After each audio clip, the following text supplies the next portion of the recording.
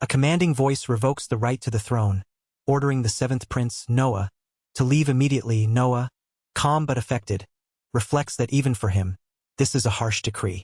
The king, surprised, asks if Noah is not going to question why he was expelled. Noah awkwardly admits it was because he was deemed incompetent. The scene identifies him as the seventh prince of Niga kingdom.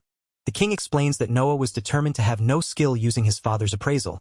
But in this kingdom, all royalty have the right to claim the throne and learn to be the next king. However, Noah lacks the skill and will to become king. The king warns that kicking him out will spread bad rumors about the country.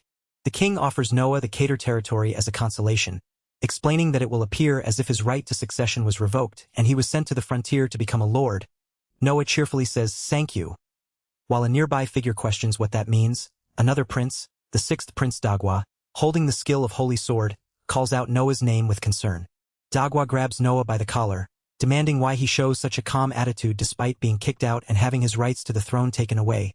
Noah remains unfazed, saying he wanted to be banished in the first place and will just be patient. Noah cheerfully admits he really wanted to be king, which frustrates Dagwa to the point of swinging his sword in anger, shouting that Noah really gets on his nerves. The king angrily scolds Dagwa, calling him a dumbass brother and warning that killing another son in front of the king would be disastrous for the family. Suddenly, Noah's expression darkens as he shouts, "Die!" while drawing his sword. The two princes clash swords fiercely in the grand hall, their cloaks billowing as they engage in a tense duel beneath the towering pillars.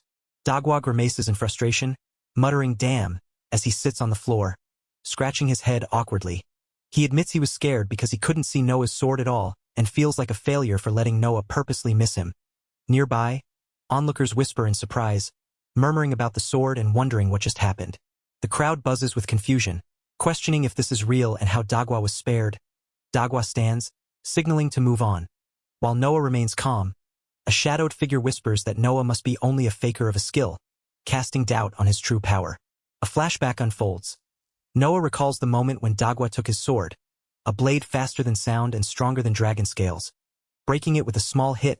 Despite this, Noah remains composed, while Dagwa shouts after him, insisting it can't be true.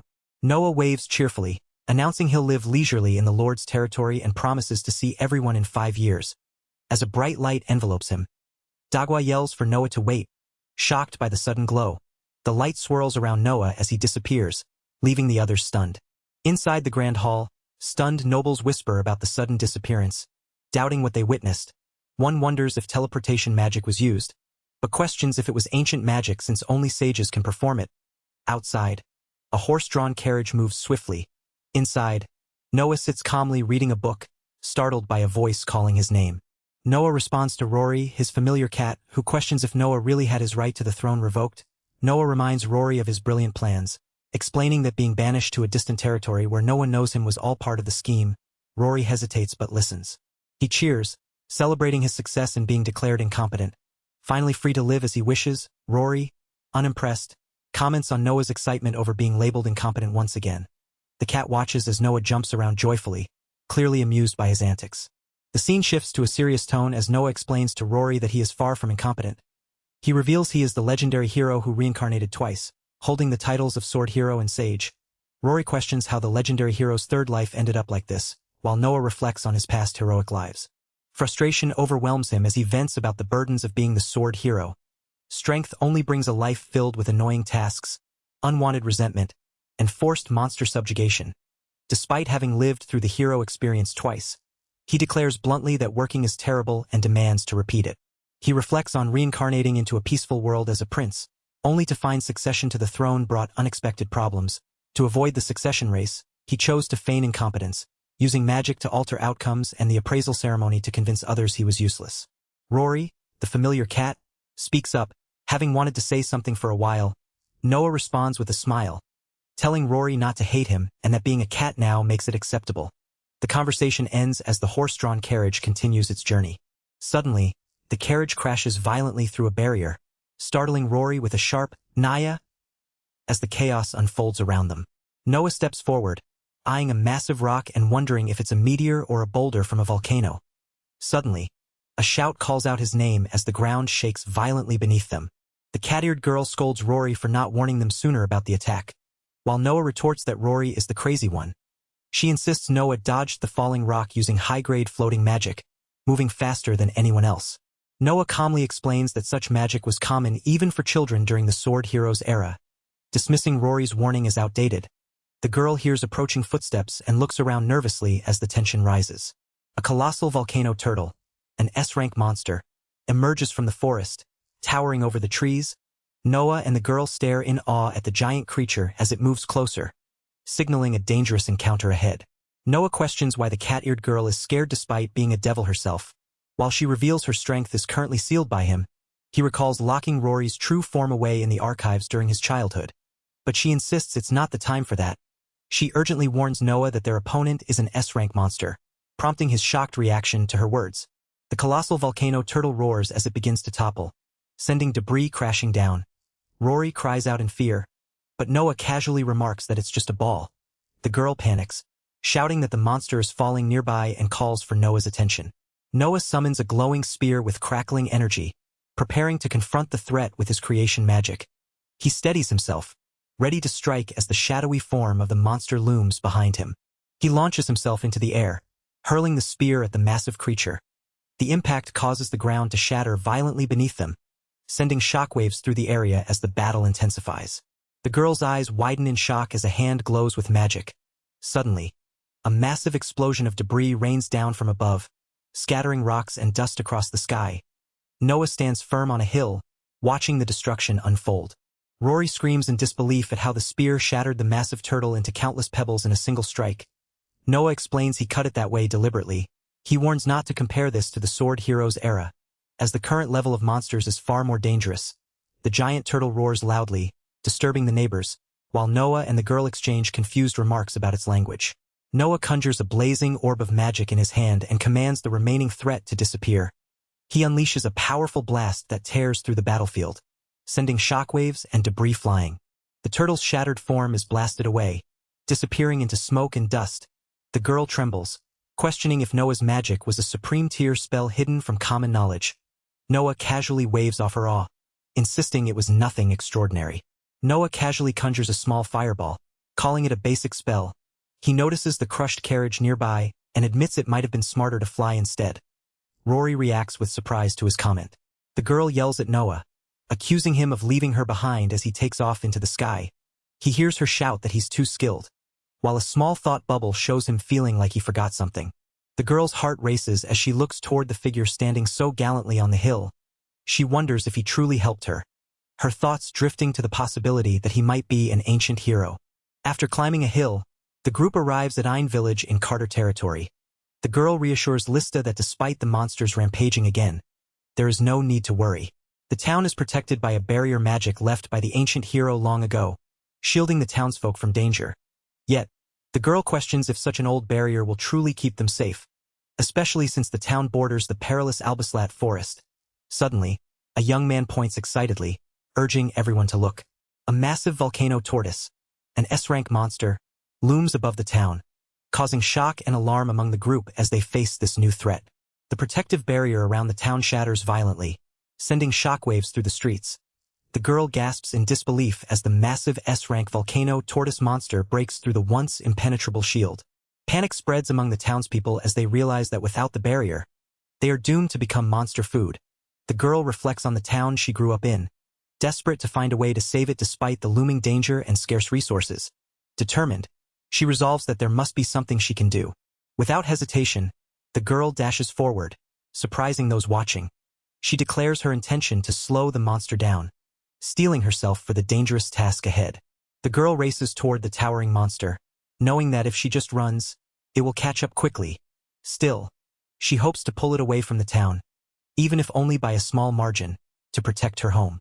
The girl lunges forward desperately, her determination clear as the massive monster looms nearby.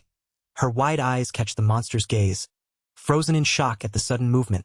She braces herself, stunned by the overwhelming presence before her. A horse-drawn wagon races through the forest, pursued by the monstrous creature. The girl notices the outsiders in the wagon and shouts urgently for them to run away, fearing for their safety. Panic rises as she tries to warn the people trapped inside the wagon. A calm figure stands alone amidst the devastation, flicking a small flame from his fingertip. The destruction around him is vast, but his expression remains composed. The scene of ruin is brief, over in an instant, as he surveys the aftermath. The girl reflects in awe, realizing the stranger saved her despite being a complete unknown. He resembles the ancient hero from the bedtime stories she once heard, lost in admiration. She is caught off guard when someone calls out for her to wait, pulling her back to the present. Rory yells in frustration, demanding why Noah left him behind. He admits it's been a while since he's been anything other than a cat or human and decides to transform into a flying form to chase after Noah. The girl watches silently as Rory prepares to take off. But then a terrifying monster's roar echoes through the forest, sending a scream of terror into the air. The scene shifts to a grand mansion in the countryside, identified as the Carter Territory Lord's residence. Noah beams with excitement, declaring the mansion perfect for his retirement and noting how peaceful and lonesome the place is, asking Rory if he agrees. Noah suddenly stops at the gate, calling out to Rory with a worried expression. He realizes he might have forgotten something important and panics at the thought of leaving Rory behind. Rory, now in his true monstrous form, loudly insists that it's not fine at all. Rory angrily confronts Noah, demanding how he could leave a maiden behind and calling him a bastard. Noah, confused, asks who Rory means, while Rory reminds him it's him. Rory complains that without Noah's usual form, he can't recognize him and explains that because Noah left him behind, he had to fly all the way in his true devil form. Rory scolds Noah for abandoning such an important subordinate, noting he hasn't seen Noah's true form in a while. Rory, in his monstrous form, shouts that he can't forgive what Noah did today and threatens to murder him. Noah, his face shadowed and tense, asks coldly who exactly Rory plans to kill.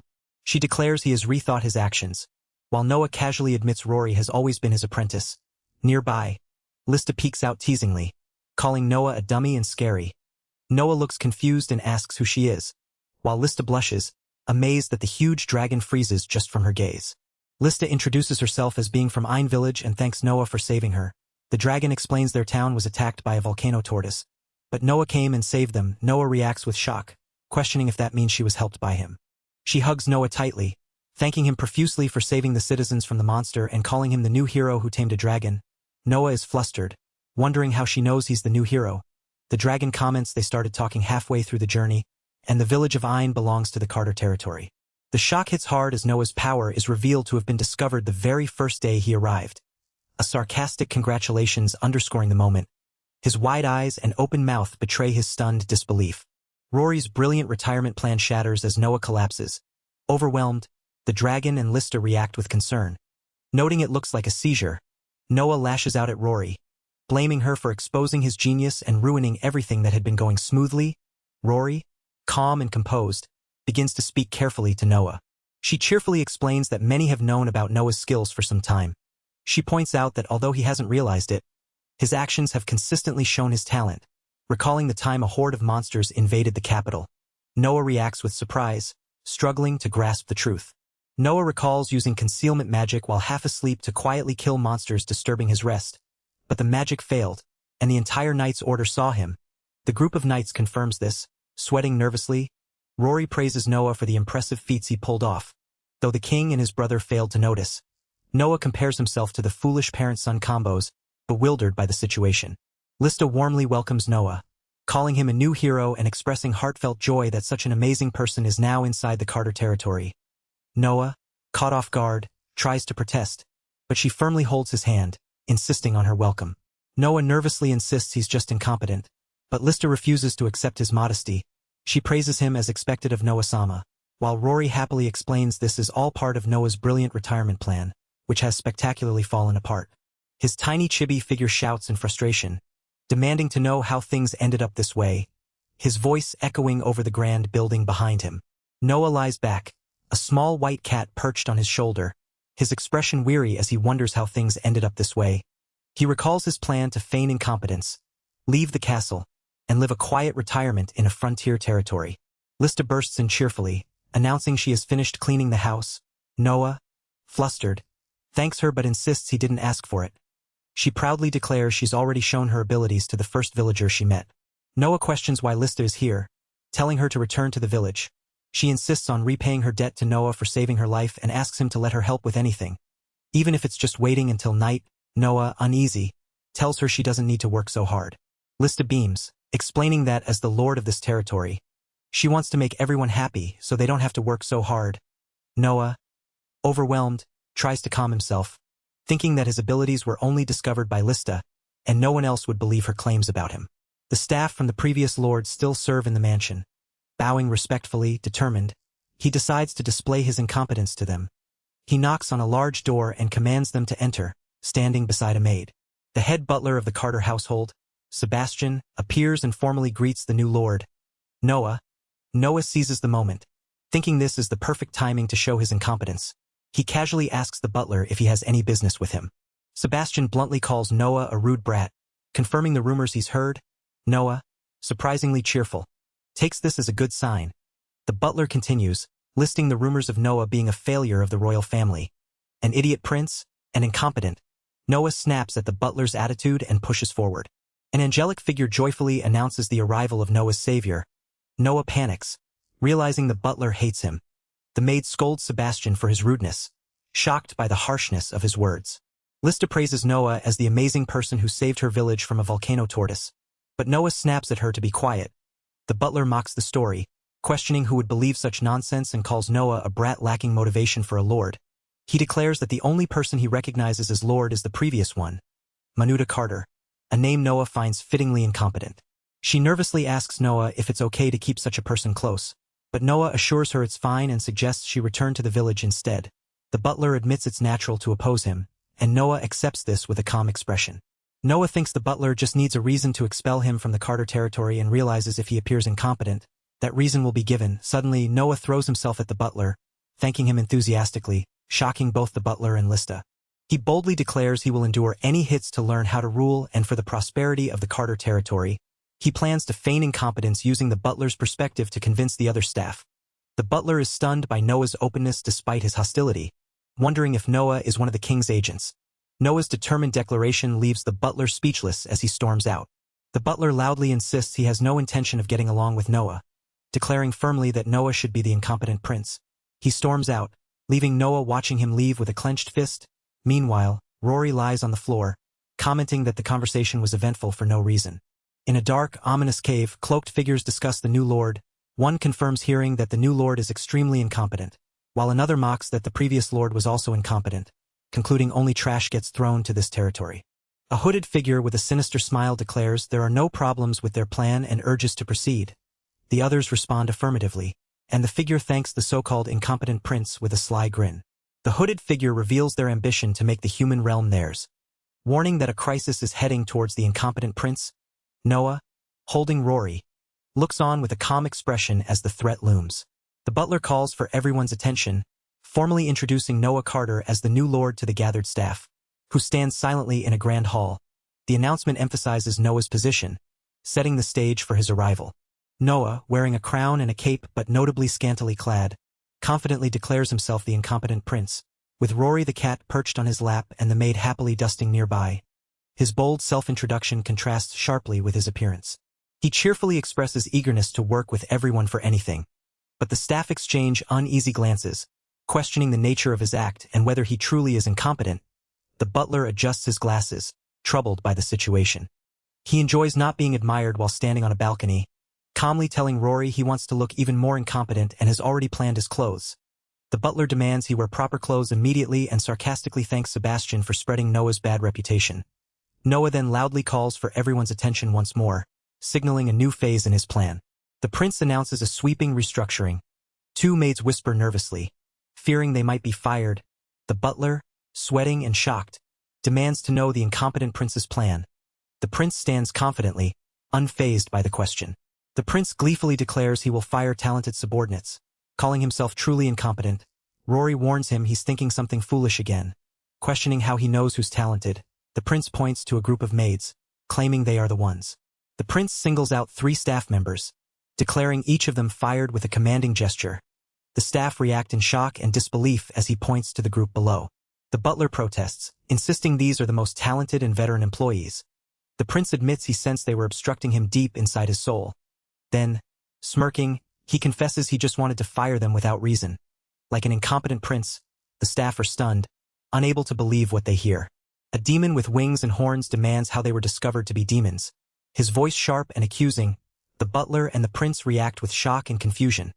The demon smirks confidently, revealing a tattoo on his neck, declaring they were exposed as demons. The butler questions why the demons transformed into employees, his voice rising in disbelief. The demon asks the new lord how he figured them out. The prince, scratching his head nervously, explains that to tell if someone is a demon, you just need to check how much magic they have. The demon is stunned, shouting that the prince claims to read their magic levels with a single glance. The prince stammers, asking if having demons as employees is really a bad thing. The demon snarls that demons are humanity's enemy, insisting this is common knowledge. Rory and the prince discuss the revelation, with Rory confirming it's real and different from the prince's past life. The prince laments not knowing this before, blaming his skipping classes at the castle. He worries that firing servants with high magic capacity caused this problem. Lista excitedly declares the prince will be known as the lord who can identify demons at a glance, her eyes sparkling with admiration. A demon snarls in frustration, sweat dripping down his face as he clenches his fist. He bitterly acknowledges that their plan to take over and destroy the human realm was exposed by a mere brat. A voice praises Noah-sama's cleverness from above. The demon's anger erupts as he shouts that this is unacceptable, while a maid stands firm nearby. The demon bellows a fierce threat, vowing to kill everyone present. His monstrous form looms large and terrifying, his mouth wide open in a savage roar. The prince steps forward, lightly tapping the demon's arm to calm him. He apologizes and urges his brother not to be so angry, even retracting his earlier words about restructuring. The demon's eyes widen in surprise, questioning when the prince arrived. Suddenly, the demon struggles as his body feels heavy and immobile. The prince's face darkens with glowing eyes as he raises a hand in a peace gesture, ironically suggesting they get along from now on. His eerie smile contrasts with the ominous atmosphere, leaving the demon stunned and powerless. A demon crashes through a wall, screaming in fear as rubble falls around him. Lista and the prince watch from below, stunned by the sudden intrusion. The prince, with Rory on his shoulder, yells out in frustration, demanding to know why the demon is running away, insisting it's clear he's scared. The maids whisper among themselves, impressed by how quickly the demon was driven off. The prince and Rory exchange glances, realizing this might be a sign of Noah-sama's strength. The maids beam with admiration, declaring this outcome as expected of Noah-sama. The prince is surrounded by maids and supporters, who enthusiastically pledge their loyalty, convinced the Carter territory will flourish under his rule. He reacts awkwardly to their praise, while the crowd cheers loudly, celebrating Noah-sama's growing influence. A stern man with a monocle descends a staircase, shocked to learn that veteran employees were actually demons spying for the enemy. He warns Sebastian not to think they have acknowledged him yet, despite the revelation, his expression tense and conflicted as he calls out Sebastian's name urgently. The young man enthusiastically cheers on Sebastian, declaring his love and urging him to work hard. Sebastian recoils, shouting for the boy to stay away. Rory watches quietly, sighing as the young man clings to Sebastian with hearts floating around. Outside, the grand building bears a large hole in its wall, signaling recent conflict. Rory reflects silently that the path ahead will be difficult as the restructuring is complete. The prince questions the village's barrier, prompting Lista to explain she went to retrieve her luggage from Ain village at 1 o'clock but encountered uncertainty about the barrier that troubled the locals. He realizes she plans to move into the mansion without permission, and Rory comments on her boldness. The prince reflects on the village's barrier, admitting he was unaware of the situation. A stern man bursts in, mocking the prince's ignorance and calling him incompetent. The prince clings to Sebastian, ironically thanking him for the harsh truth, while Sebastian wonders why the prince is so friendly with him. The man explains the Cater territory lies within the dangerous Abysmal Forest, and the village barrier allows people to live there safely. He questions why anyone would choose such a perilous place. The prince and Lista note the ancient hero's barrier is degrading, threatening the use of Ain village. The prince deduces the barrier's deterioration is due to aging and lack of a magical source, surprising the man and Lista. The maids praise the prince for uncovering the cause, noting even royal court magicians failed to identify the problem. Rory cheerfully praises Noah for his repeated success, but Noah angrily insists the magic is simple and urges acceptance that this future is less advanced than his past life. Meanwhile, villagers in Ain village murmur anxiously, questioning if Noah is truly the new lord. Noah introduces himself as the incompetent prince, and Lista confirms the barrier protecting the village has visible cracks. The villagers explain that a recent Volano tortoise attack broke part of the barrier, forcing them to rely on it for survival despite taking turns to keep watch. He firmly vows on his blood to repair the barrier, inspiring awe among the villagers. Rory questions Noah's confident claim to fix the barrier, reminding him he's supposed to pretend incompetence. Noah reveals his plan to raise expectations so his failure will have greater impact, then confidently tells Rory to just watch as he prepares to act. Noah confidently declares he will unleash just a fraction of his full power, a determined smile playing on his lips as he prepares to act. Extending his hand, he warns the villagers that if the cracked barrier troubles them so much, he will show them what happens without it. As the fragile barrier above begins to crack further, Rory reacts in shock, overwhelmed by the immense pressure from just a little bit of power. With a fierce punch, Noah shatters the barrier completely, sending shards flying and leaving the villagers stunned and shouting in disbelief at the broken barrier. Noah playfully shrugs off the panic, feigning innocence and claiming he thought he could definitely fix it. The villagers worry aloud about life without the barrier, questioning if he is truly the incompetent prince they were told. Lista steps forward firmly, shouting that everyone is misunderstanding the situation, while Noah internally resolves to show just how incompetent he can be for now, promising to make it up to them later.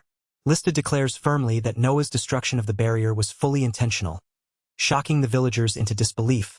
They recoil in surprise, unable to grasp why he would do such a thing on purpose. She explains Noah's warning not to rely on the hero's old barrier anymore. Noah, looking uneasy, tries to address her, but she presses on, declaring that he is here now and will eliminate all the monsters threatening the village. The villagers react with stunned disbelief, shouting, "What?" In unison, Noah tries to calm them, but they insist the Lord will defeat the monsters for them, praising him as a reliable protector who wouldn't break the barrier without reason. The villagers swarm Noah with cries of worship and adoration, turning him into a figure of religious reverence. Rory, bewildered, questions how the villagers have completely turned Noah into a religion, while Noah himself is caught off guard by their fanaticism. Suddenly, a villager points excitedly at something, drawing Noah's attention away. A horde of monsters advances, including pig-headed brutes and slime creatures, with skeletons wielding weapons behind them. Lista and the villagers react in shock, realizing the barrier has already been broken and the monsters are rampaging again. Noah hears the villagers calling out to him urgently, their hopes and expectations weighing on him. He clenches his fists, determined but conflicted, declaring he will run into the monsters and pretend to be defeated. Ignoring their pleas, Rory questions Noah's strange plan. As Noah runs toward the monsters, his face darkens with anxiety and dread. The monsters close in behind him, their expressions wild and menacing. The monsters suddenly recoil and flee in panic as Noah charges at them. The villagers cheer, amazed that simply running at the monsters scared them off. Lista beams with admiration, praising Noah as expected of him. Shock and disbelief freeze him in place, his mind reeling. The small white cat, Rory, calmly sits and sighs, acknowledging the situation with a quiet understanding.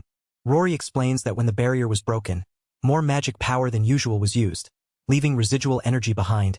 He adds that monsters are highly sensitive to magic, and Noah, possessing great magical power, is terrifying to them, causing them to flee. Noah struggles to accept this revelation, overwhelmed by the implications.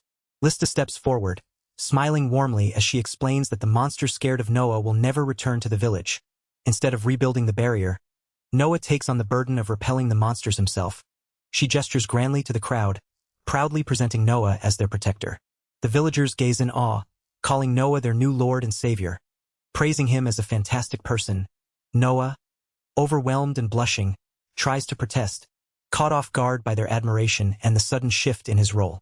The crowd erupts in cheers, loudly praising Noah-sama and pledging to follow him until death. Amidst the celebration, Rory peeks out from Noah's shoulder, dryly noting there isn't a single decent person around Noah-sama. Noah covers his face, overwhelmed by the chaotic adoration. At the gate of Niga Kingdom, a worried man reports to the king that Knight Commander Taita has resigned. Following the chief court mage's recent resignation, the knights and mages are slowly abandoning their posts, each claiming there's no point in serving without Noah-sama. The man anxiously adds that his majesty is also affected. The king, visibly agitated, questions if it would be better to bring Noah-sama back. He slams a cup down in frustration, demanding to know if his decision to exile Noah was wrong. His expression tightens as he struggles with the consequences of his choice. Alone in his chamber, the king insists he can't be wrong, declaring that Noah was incompetent and that he threw him away. A woman enters quietly, addressing him as Your Majesty. The king turns, surprised, and acknowledges her presence with a faint smile, his resolve wavering. The lady of the great noble family, Saradius Fuan Graham, stands with a calm and composed expression, her long hair flowing as she prepares to speak. She approaches the throne room where the king awaits, who nervously apologizes for his earlier outburst and asks what she needs. Noting the marriage meeting is still far off, Saradius quietly states she wishes to break off the engagement. The king reacts with shock and demands to know why, but she explains firmly that the Graham family is one of the great nobles, and she wants to keep their connection to the royal family for as long as possible. She reminds him she is still engaged to Noah-sama. The king stammers, confessing he did banish Noah and that they had planned to engage her to Dagwa instead, but she interrupts with a gentle smile, declaring she does not want to break the engagement. She accepted it to be with Noah-sama, but now that he has been exiled, she sees no reason to maintain it. The king calls out to Saradius, pleading for her to wait as she walks away with quiet determination. He struggles to accept her words, asking if breaking the engagement is truly her intent. Saradius responds firmly that she is devoted solely to Noah-sama and has no intention of giving herself to the king. The king desperately begs her to reconsider, insisting she is the best match among the noble houses and that he has never had any girlfriends because Noah's engagement stood in the way. He reaches out to her, excited at the thought of finally being with her, but she remains unmoved. Saradius coldly rejects him, declaring she refuses to have her body tainted by an incompetent, dumb man like him. She states that if she were engaged to him, she would rather cut her own neck and die than be bound to him. The king collapses in frustration, anguished as he questions why everything revolves around Noah. Saradius looks on calmly, explaining that his incompetence stems from his inability to understand this truth. The king clutches his forehead, sweat dripping down his face as he utters a strained why. His expression twists in anguish and disbelief. Nearby, the man with sharp white hair stares wide, equally shaken. The young man with dark hair bursts forward, shouting in desperation, "Why has it come to this?" A small cat with a bow tie walks calmly among a crowd of onlookers, as the narration notes that the parent and siblings share similar fates. Frustration boils over as the young man curses the hidden meanings behind everything he does, lamenting that his so-called incompetent moves always earn him the top spot in notoriety. The cat-eared girl suggests he just give up, but he angrily screams why, blaming his failures on being an idiot despite having figured out the mansion staff were spies and that monsters flee at his presence. The girl advises that admitting incompetence outright would be better than his current approach, which only highlights his failures. He insists he wants to be the type who confidently claims he can succeed before trying, rather than someone who gives up beforehand. The cat-eared girl reacts with confusion, while he notes that everything he does is assumed to have a reason, unlike others. Turning to a report, the young man finds a note left by Sebastian and reviews the village's reconstruction efforts. He notes the villagers want to repair the monster damage after the barrier broke but lack manpower. He angrily declares that if he fixed everything alone, his workload would increase, calling himself an idiot for the burden while lamenting the laziness around him and questioning if anyone dislikes having no work.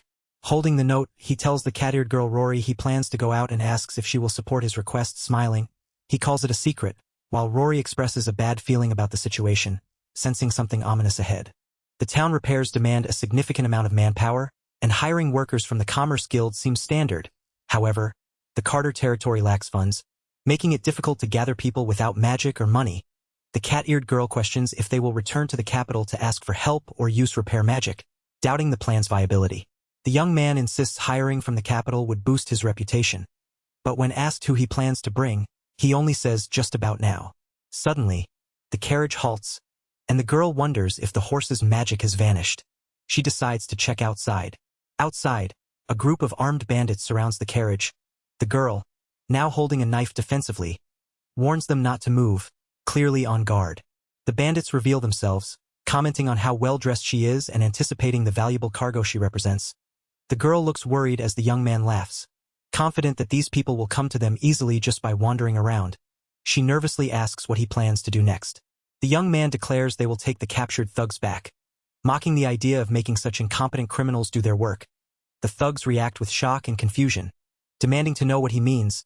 Their leader smirks, clearly plotting something, while his subordinates anxiously ask what's going on. One of the bandits stares at the bound cat-eared girl, stunned by her beauty. The others echo his awe, unable to look away as they realize her striking appearance. The bandits accuse the young man of being a spoiled aristocrat who probably bought the girl with a fortune. They boast about stealing all the valuables in order to bring the girl along with them. The girl reacts nervously, overwhelmed by their crude accusations and plans. The girl panics, pleading for help from the young man, Noah-sama, as she prepares to transform into her original form to fight back. The bandits warn her to stay still if she wants to live, but she struggles against her bonds. Noah remains calm, tied up but unshaken, as the bandits cheer their apparent victory. With a casual flick of his fingers, the young man unleashes a powerful move called forehead flick, sending the bandit leader hurtling through the air. The thugs watch in shock as their leader is flung away with just a finger. The leader crashes to the ground, and the cat-eared girl gasps in surprise. The young man catches her mid-fall, steadying her in his arms. He demands to know what the bandits plan to do with Rory after taking her away. The girl, blushing and trembling, calls him Noah-sama and accuses the bandits bitterly. Noah confronts the thugs, accusing them of intending to take Rory away for their own vile purposes, comparing their actions to those of an erodogene. The cat-eared girl looks on with a mix of embarrassment and disbelief. He questions if only idiots would behave so foolishly. Surrounded by the bandits, Noah declares the farce over and warns them to sit quietly if they want to survive. The cat-eared girl watches silently. While Noah smirks confidently, the bandits, furious and desperate, charge at him shouting to get him, refusing to retreat after coming so far. Sebastian swings a rope with precision, effortlessly binding the struggling bandits as they are caught off guard. The ropes wrap tightly around their limbs, rendering them helpless as Sebastian maintains control of the situation. The bandits, now fully restrained and dragged along the ground, panic and shout in disbelief. Sebastian smirks confidently, taunting them with a calm yet intimidating presence. The surrounding onlookers watch in shock, unable to comprehend his overwhelming skill. An older man with a monocle stammers in confusion, questioning the sudden appearance of the captured bandits. Sebastian explains that the village needs manpower for reconstruction, and these bound men are the workers he has brought. He assures that they are willing to do anything for money, implying their usefulness despite their unruly nature. Sebastian declares he will entrust the reconstruction efforts to these men, surprising the nearby noblewoman and her companion. The nobleman protests, shocked at the idea of leaving such unruly people in charge. Sebastian calmly warns that there is no telling what these workers might do, but he is resolute in his decision, addressing the nobleman directly as Seabass. Sebastian challenges the doubters, asking if they question the workers he selected. Confident they will succeed, Seradius Fuan Graham smiles softly, calling him Noah-sama, while a monocled man reacts with a strained Deutsch. Noah affirms his belief that these men will help lower his reputation. The bound bandits sob, touched by his forgiveness, calling him a merciful man. Their surprised expressions contrast with Noah's calm confidence. One bandit pleads for another chance despite their fall to banditry, explaining they lost jobs and family. Forced into crime, Noah reacts with a nervous ha. While Seradius looks shocked, the bandits insist they didn't choose this path. The former master of the Commerce Guild, Panther, steps forward to take on the reconstruction work. The monocled man explains that these men were once high-ranking guild workers arrested by corrupt nobles. Noah is shocked, realizing he never knew their true identities. Panther rallies the workers with a triumphant shout, declaring their tools are not weapons but instruments of rebuilding. A hammer and nails. He cheers that this is their first real work in a long time, sparking a roar of approval from the gathered men. Noah winces at the noise while the monocled man nervously admits the territory faces many other problems. He acknowledges that capturing both bandits and skilled laborers at once is impressive, but doubts Noah can solve all the issues easily. Outside, a horse-drawn carriage arrives at the gates. The carriage pulls up, catching Noah and Seradius off guard. They exchange surprised glances as the carriage stops before them, signaling an unexpected arrival. A woman steps out, gracefully apologizing for her sudden appearance and offering her assistance. Noah's shock deepens as he demands to know why she and her companions have come, his voice filled with disbelief. 3 women appear before Noah, greeting him warmly with a cheerful "long time no see, Noah-sama." The atmosphere hints at new trouble stirring in the Carter territory once again. Noah demands to know why these people have come, his voice sharp with surprise. A young woman asks him who they are, and he hesitates, realizing these newcomers are acquaintances from the royal castle. A confident woman with a sword introduces herself as Theta, the former royal knight commander, expressing honor at meeting Noah again. She explains she came to help the villagers suffering from monsters. Having heard Noah was made lord of the territory, Noah is shocked, questioning if they ever discussed this plan, while Theta insists her noble spirit will give him strength. Another figure appears, a woman with an eye patch and a witch's hat named Riza, the former court magic instructor. She greets Noah as her ally and reveals she has arrived from the shadows. Noah is startled, asking why she is in the countryside, which she brushes off lightly. Riza admits Noah wasn't present when she arrived and explains she was sent by the god of shadows to serve under the ally of her soul. A cat-eared girl comments on the increasing number of troublesome people, while Saradius explains she found the two lost on the way and brought them here, hoping they could be of power to Noah. Saradius greets Noah warmly, calling him by honorific and reminding him they are more than acquaintances. They are a married couple bound by vows. Noah stammers in disbelief, overwhelmed by the sudden claim of marriage, while others react with shock. A man with an eye patch nervously notes Saradius is from the most powerful noble house, bringing the strongest knight commander and magic instructor to the Carter territory. A maid excitedly praises Noah for using his connections to gather talented people. But Noah, flustered, urges them to leave, insisting this isn't a place for nobles. A cat-eared girl questions if a prince should say such things. Ryza and Saradius stand firm, declaring they won't leave until they are accepted as kin. Saradius explains they have come as a marquis, a knight, and a magician to assist Noah. The cat-eared girl wonders what Noah will do next. Noting Saradius is a new character with max loyalty stats, Noah, sweating, contemplates the situation, preparing for what's to come. Noah suddenly declares a duel, surprising the cat-eared girl. He demands to know what's going on as the newcomers insist on staying no matter what. With determination, Noah announces he is changing his approach, ready to face the challenge head-on. Noah grins confidently, admitting he'll use his allies to mask his own incompetence. The villagers worry that if he loses the duel quickly, their requests will lose interest too. Noah explains his plan. The talented opponents will be the focus, not him. He questions if Saradius and Ryza, both physically and emotionally close to him, can actually wound him. He admits it might be difficult for them, so he devised special rules. 2 hours later, villagers gather, buzzing with curiosity about Noah's duel against the knight commander and court magic instructor. They question if he'll fight 2 opponents alone. Sensing something is off, Saradius steps forward, volunteering to be the judge. Noah wonders why the villagers arrived so quickly, questioning if they have nothing better to do. The scene shifts to the ominous Hell's Forest, where the duel's rules are laid out. Contestants must hunt and return with a monster before time runs out. The winner is the one who brings back the strongest monster, but failure to return one means disqualification. Noah, with Rory on his shoulder, prepares for the challenge ahead. The duel begins with Ryza charging forward, sword in hand, while Saradius watches from behind. Rory, back in cat form, complains about the many characters cluttering the scene. Noah asks why Rory reverted to cat form as the battle kicks off. Announcer Lista cheerfully declares she will report everything she can see, despite Noah's annoyed protest. Suddenly, a loud crash echoes from the forest. Lista announces the fastest contender is about to appear. Knight Commander Theta charges forward, leaping at a massive dragon-like monster. He admits confusion over Noah's duel, but vows to give his all as a knight. Theta swings her sword fiercely, slicing through the monster and surrounding trees in a powerful strike. Her determined expression shows her resolve to win.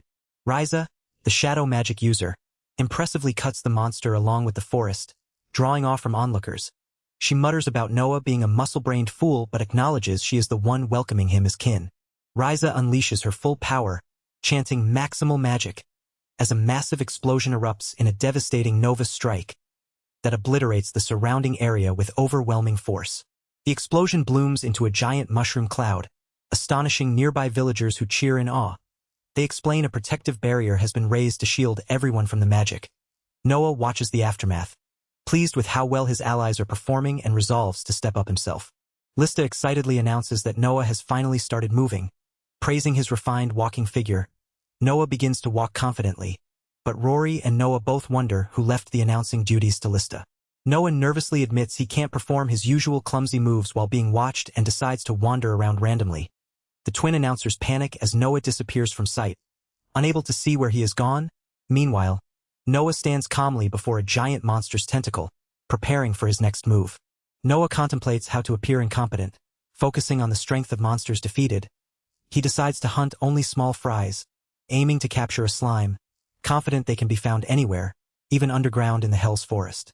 He spots a slime and mocks its weakness, but Rory notices something strange about it. The slime suddenly reveals itself as gold. Rory questions Noah about the slime's unusual color, and Noah explains that slimes come in many colors. Rory wonders what Noah plans to do next, and Noah casually says he has already defeated it. Noah reveals the slime was killed using instant death magic, allowing a one-hit kill without damaging the body. Rory is surprised such magic exists here, and Noah explains he is used to it. Rory asks what comes next now that a monster has been found. He senses Theta and Ryza will cling to him from now on. Confident no one else is around or announcing, he decides to sleep and asks to be woken when needed. He lies down to nap in the deadly Hell's Forest, prompting his familiar to mutter that he's too reckless. Some hours later, he rises with a light jump. A maid notices him and the crowd erupts, shouting that Noah-sama has finally returned. Noah apologizes for worrying everyone, explaining he got so caught up fighting monsters that he lost track of time. His familiar predicts Noah will downplay his battles, saying it was just a slime. He asks if Theta and Ryza have already returned, and Ryza confirms they just came back moments ago, standing confidently with her sword while the familiar and the skeletal remains of monsters surround them. Noah boasts about defeating 15 ancient dragons, while a small witch floating nearby admits she only got 5, accidentally erasing 2 or 4. His familiar, Rory, is shocked that these dragons are SS rank and wonders what kind of hunter Noah is to beat them so easily. A noblewoman named Saradius Fuan Graham politely asks Noah to show the monster he defeated. Noah, smiling confidently, begins to reveal it. The crowd gasps as Noah points to the defeated creature, announcing, "This guy!" The gathered villagers stare in disbelief at the monster. Someone questions if it's really just a slime. Noah admits with a wry smile that he only returned with a single slime, calling himself a horrible lord. The slime sparkles slightly as the crowd murmurs in surprise. Saradius, now sweating nervously, asks everyone to wait and prepare for what they are about to see. Saradius reveals the slime to be the legendary Slime King, known as the King of Gluttony who dwells in the Hell's Forest. The crowd reacts with astonishment, recognizing the slime's color and shine as unmistakable proof. Ryza explains that despite its small size, the Slime King can swallow 5 ancient dragons, truly making it the King of Monsters and the King of Gluttony. A noblewoman joyfully announces the winner in the name of her family, declaring Noah-sama's victory as confetti falls around them. Despite the celebration, Noah questions quietly why this keeps happening to him, his expression a mix of resignation and confusion. A young woman praises Noah-sama and the magician-sama for their strength, marveling at how easily Noah defeated them. The villagers cheer loudly, affirming Noah-sama as the rightful ruler of the Carter territory. Meanwhile, Noah, holding his familiar Rory, laments that it has ended up this way once again, overwhelmed by the repeated outcome. One day at the Carter Territory mansion, life seems calm and peaceful. A woman looks out a window while 2 witches stand outside with armored guards. The grounds bathed in sunlight. Inside, a young woman reads quietly, embodying the tranquility of the day. Nearby, Noah reclines with his familiar, a white cat named Rory, who remarks on how lively things have become around Noah. Rory reflects that this story takes place before Noah was known as the incompetent prince, recalling the time they first met. The scene shifts to the archives, a vast, ancient library hidden within another dimension. It holds information on everything from the world's creation, accessible only to those acknowledged by the goddess, a sage. Despite its importance, no one stays there long. Rory, the white dragon, reveals that he has protected this place for as long as he can remember. As he rests peacefully, he hints that one day, something significant will happen, breaking the long-standing calm. Noah steps through a portal into a vast library, puzzled by the open-air shelves and worried the books might get wet. He pauses, sensing something, then stands beside a massive white dragon resting quietly. Smiling, Noah compliments the dragon's size, revealing he is only 6 years old. The dragon reacts with shock, unable to believe a child is in these sacred archives. The dragon demands to know who Noah is, suspicious of his presence. It questions if he is an intruder, noting he lacks blessings from the goddess or status as a sage. Suddenly, a dark, winged demon appears, ordering to exterminate the intruder. The dragon roars in response, emphasizing that this mission to eliminate intruders is assigned to the demons guarding the forbidden books. The demon Rory lunges fiercely, shouting a deadly command to die as he strikes with overwhelming force. Rory introduces himself as one of the 7 demons created by the goddess, explaining that his mana rapidly regenerates but overwhelms his body, causing cells to grow too fast and kill him. Noah coughs, spitting out dust from the impact, while a shocked expression flashes from the dragon's eyes. He stands firm, amazed that Rory's magic had no effect on him, pondering how the strange magic feels like both creation and destruction simultaneously. Noah cheerfully demonstrates a magic trick, swirling energy in his hand and asking if it's like this. The dragon recoils in shock, declaring the magic boring on closer inspection, then demands in alarm, What are you? He reminds the dragon that when asking someone's name, it's polite to state your own first, citing his grandmother's advice. The dragon, surprised, asks if Noah isn't scared of him. Noah confidently replies that he just figured out how the dragon's magic works and wonders if there's anything to fear. The dragon reluctantly admits, "That's right, I guess." The dragon reflects on his past, revealing that before becoming a guardsman for the archives, he lived as a god feared or avoided by humans. Yet, it was only certain people who truly feared him. Noah smiles, admitting that being seen this way is a first for him. He introduces himself to the dragon as Noah, the seventh prince, while the dragon reveals his name as Rory, the demon who protects this place. The dragon demands how the boy arrived here, and he replies it was just a coincidence. The boy explains he was exploring the castle when he found a rip in space-time, which he forcefully pulled apart to come through. The dragon reacts in shock, questioning if he pulled apart space-time. The boy calmly states that if it were immortal, they would die from entering, but he managed to get here from another world by pulling apart the rip. The boy notes there are many rare books in the area as he approaches a large wall of bookshelves. The dragon suddenly roars at him, warning him not to touch the books with dirty hands and calls him a brat. The dragon reflects that he was about to fail his entire purpose in life. He declares that, as a demon who protects the land, he will exterminate this person. The dragon launches a fierce attack, slashing through the air toward the boy, who swiftly dodges the assault, leaping away as the attack tears through the surroundings. The boy conjures thick, twisting roots that coil tightly around a large object, encasing it completely. He warns the unseen guardian to be careful not to scratch the precious books. A winged demon scoffs, declaring the books are protected by magic, and mocks the boy to worry about himself instead. The boy smiles knowingly, realizing this means he can test the magic a little. With a burst of power, the boy shatters the root bindings, causing debris to fly everywhere. The dragon guardian reacts in shock, exclaiming in disbelief. The boy summons multiple fiery orbs, launching them toward the library shelves.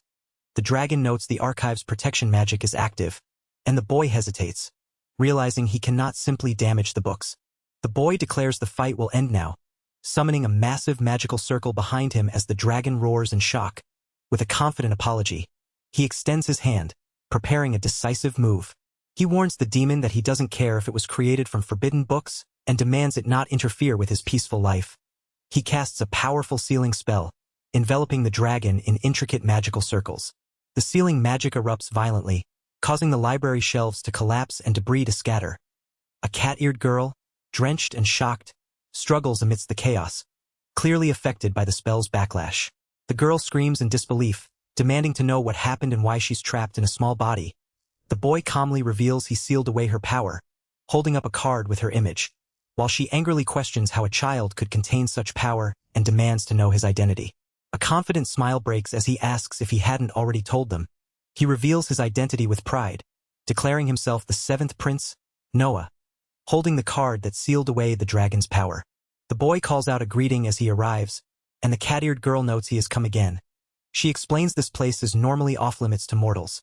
The boy wonders aloud if teleportation magic, a high-rank spell, allows him to leave traces of his magic behind and return. Sitting comfortably, the boy finds a manga fascinating. While the girl remarks she was worried he intended to read forbidden books, instead he's just here to relax and enjoy manga. She points out the archive holds books from alternate dimensions. Even Dojinshi, the boy, is praised for his good taste. The boy asks for manga recommendations, and the girl eagerly offers several titles. He gathers a large stack of books, promising to borrow them. As the boy departs through a magical portal, the girl watches with a soft smile, sensing he will return. She reflects that the formal way he speaks no longer suits who she is now. The cat-eared girl scolds Noah for getting filth all over her manga, asking if no one ever told him not to eat while reading. Noah apologizes, admitting he got hooked and didn't notice, then proudly shows her the manga he cleaned. The scene shifts to the vast outdoor library filled with shelves of books. Noah, tearfully moved, says the manga is so emotional, and the cat-eared girl agrees. He recommends another manga by the same author, praising Rory's good taste. She snaps at him, calling him an idiot who just doesn't understand. He insists the best work by the author has to be the one he's holding, but she sharply retorts that his taste in manga is horrible. He counters by presenting his top 3 manga picks, challenging her to show hers. She acknowledges he has quite a bit of taste despite her scolding. The cat-eared girl triumphantly reveals her manga choices, declaring them the best. Noah is startled by her enthusiasm. She confidently insists her picks are way better, while he laments that his selections are superior, continuing their playful rivalry amid the towering bookshelves. The sky stretches wide and clear as the cat-eared girl hesitates, sweat beading on her face. The boy calmly announces it's almost time and that he'll be going home. She asks if he won't stay a bit longer, but when he inquires what's wrong, she brushes it off with a quiet nothing. He reasons that if he stays out too long, His older sister Mijin will nag him for hours, and he can't let others worry about him either. Then he calls out to Rory, inviting her to go outside. Despite her protests that she's the protector of the place and that leaving is impossible, he insists they'll leave and go outside. He explains there's no magic sealing her in, and it's nearly impossible for anyone but him to reach the archives. He adds he'll set up magic as an alarm, questioning the point of protecting the place alone. The girl clutches herself, reflecting on the world outside the archives with growing fear. She recalls being admired by humans before becoming the protector of the archives, revealing a past filled with apprehension about the outside world. The admiration she once felt slowly twisted into hatred as she was finally cast out and made an enemy. She tried to run away, but the fear of rejection by others weighed heavily on her. When assigned as the protector of the archives, she felt relieved, no longer needing to fear being rejected. She thought she would never want to step outside again, believing staying inside would shield her from rejection. Yet, she questions that resolve now, asking how about stepping outside. The girl remains silent, conflicted and uneasy. She lashes out fiercely, demanding silence and warning not to get cocky just because she's human. The boy calmly declares he is a demon, the strongest the goddess created, and insists a human like her cannot understand him. Her expression falters, showing pain and frustration. She screams that she hates him and orders him to hurry up and leave, never to return to the archives. Despite her tears and anger, she internally protests that this is wrong and she doesn't want to say such things. All she wants is something unspoken, a desperate wish lingering in her heart. The boy steps through a glowing portal, saying, "So be it." The cat-eared girl reacts with surprise, stammering comma, as the portal closes behind him. A hand reaches out hesitantly, accompanied by the thought, "This isn't right. I know it is, but..." The girl questions herself. Why am I? Tears welling in her eyes. The narration reflects that after that moment, nobody entered the archives again. Rows of bookshelves stand empty and silent. The girl sits alone in a dim corner of the archives, clutching a book tightly. Her ears twitch as she hears a faint sound. Her eyes widen with a mix of hope and disbelief. Suddenly, she shouts, "Noah!" Sensing a presence inside the archives, she asks if he came back, then runs forward, determined. She promises to apologize for the past and go outside together, confident that if they're together, everything will be all right. Her voice breaks with emotion as she calls out, "No!" A hooded figure with tentacles for a face clutches a book marked with a pentagram, muttering with a sinister chuckle about the archives. The figure raises its arms, declaring excitement to finally access the world's knowledge. A cat-eared woman demands to know who he is and how he got in. Shocked, the figure reveals himself as the archive's guardian and mocks her ignorance of the weakening barrier. The woman realizes she is being sealed by someone named Noah. The guardian taunts her, calling her incompetent and orders her to get away from the books, branding her a lowly monster. Tentacles suddenly lash out, wrapping tightly around the woman, who gasps in shock and struggles to break free, demanding to be released as the guardian stands firm. The hooded figure orders the cat-eared woman to stay back and watch quietly as he seeks to obtain the knowledge of everything in the world. She struggles, thinking that if she weren't sealed, someone like him wouldn't be able to do this. Suddenly, he snatches a book, and she shouts for him not to touch it. The figure looks confused, holding the book and questioning, "What is this, a manga?" The figure angrily rejects the manga, declaring it isn't knowledge and slams it away. He rants that such books are only for idiots and brats, and he wants powerful grimoires that can break limits and annihilate countries. Not worthless manga. The cat-eared woman challenges him, asking if he said something, while the figure dismisses the manga as worthless. The woman reflects tearfully that mangas are the best books, the ones that let people have fun together. She recalls that during her long days in the archives, the ones who healed her were not forbidden books or grimoires, but the manga and novels, the things that connected her to another person. She cries out desperately, demanding the figure apologize to the authors and not to make fun of manga. The figure falls silent, then dramatically spreads his cloak and declares, "I guess I'll kill you." The cat-eared woman struggles as thick tentacles coil tightly around her body. Squeezing with brutal force, she grimaces in pain, barely able to breathe, while a cloaked figure watches from behind, frustrated. The tentacles tighten further, causing her to cry out tearfully, begging for Noah's help. The attacker snarls fiercely, shouting for her to die. Suddenly, the cloaked figure lunges forward, slashing through the tentacles with a powerful strike, shouting, "You die!" The attacker gasps in shock, questioning how the figure managed to appear so suddenly. The figure calmly reveals the secret: teleportation magic. As the tentacles fall away, The cloaked figure catches the cat-eared woman in his arms. She stares up at him, shocked and confused, unable to comprehend teleportation magic. He asks if she is okay, concern evident in his eyes. The cat-eared woman asks if Noah came to help her, but he insists it was just a coincidence. He explains he came to the archives after a long time, interested in the rest of the manga. She admits that even though manga are great books, she's troubled. He notices and asks what's wrong. Suddenly, she throws herself into Noah's arms, calling his name. She confesses she thought he wouldn't come back because he left so abruptly, fearing she'd never see him again. Noah reassures her there's no way he would just leave like that. Noah explains he couldn't come for a while because he was supposed to go on a family trip. He wanted to refuse and read manga here, but was told he had to go no matter what. The cat-eared woman reacts with surprise, and Noah smiles, then gestures toward another woman, telling her to look this way. The cat-eared woman reveals she thought a gift would fit Noah and presents it to him, holding up a large, wrapped item with a hopeful expression. He thanks her for protecting the manga.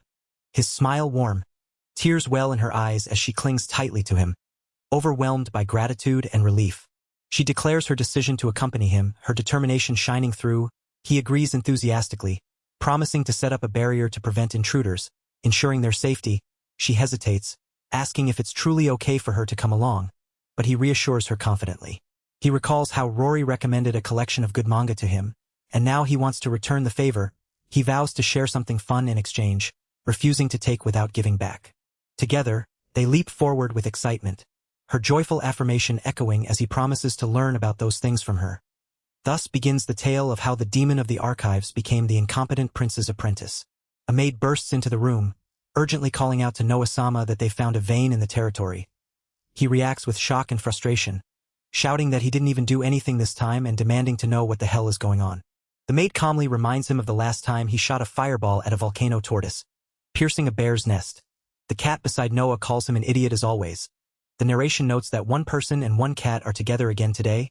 Noah, still bewildered, demands what the chances are of this happening. The scene shifts to a bright building exterior as Noah promises to have the maid tell him more fun things from now on. A recap reveals that during the episode 0 with Noah-sama, a deposit of ore was discovered in the bloody bear's nest destroyed by Noah's fireball against the volcano tortoise. The maid excitedly announces they found a large vein of mithril ore deep inside the nest. Unreachable before, Noah protests, shocked, insisting he didn't even do anything this time.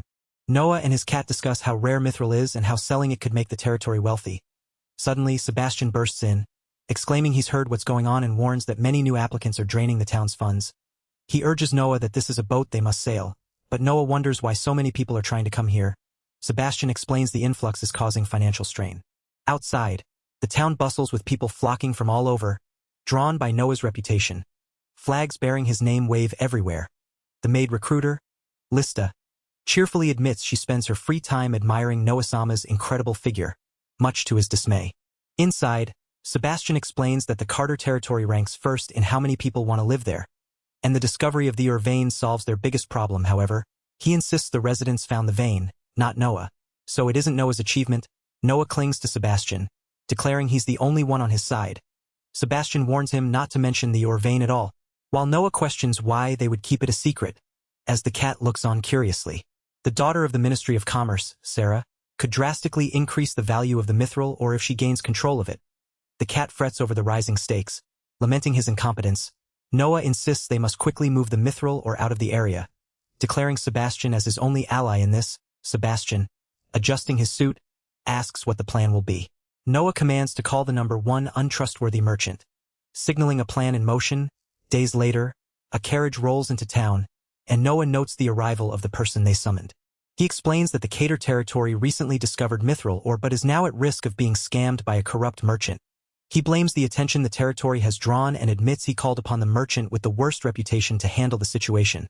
The cat questions if such a corrupt merchant even exists, while Noah reflects on the damage to his reputation if the scam succeeds.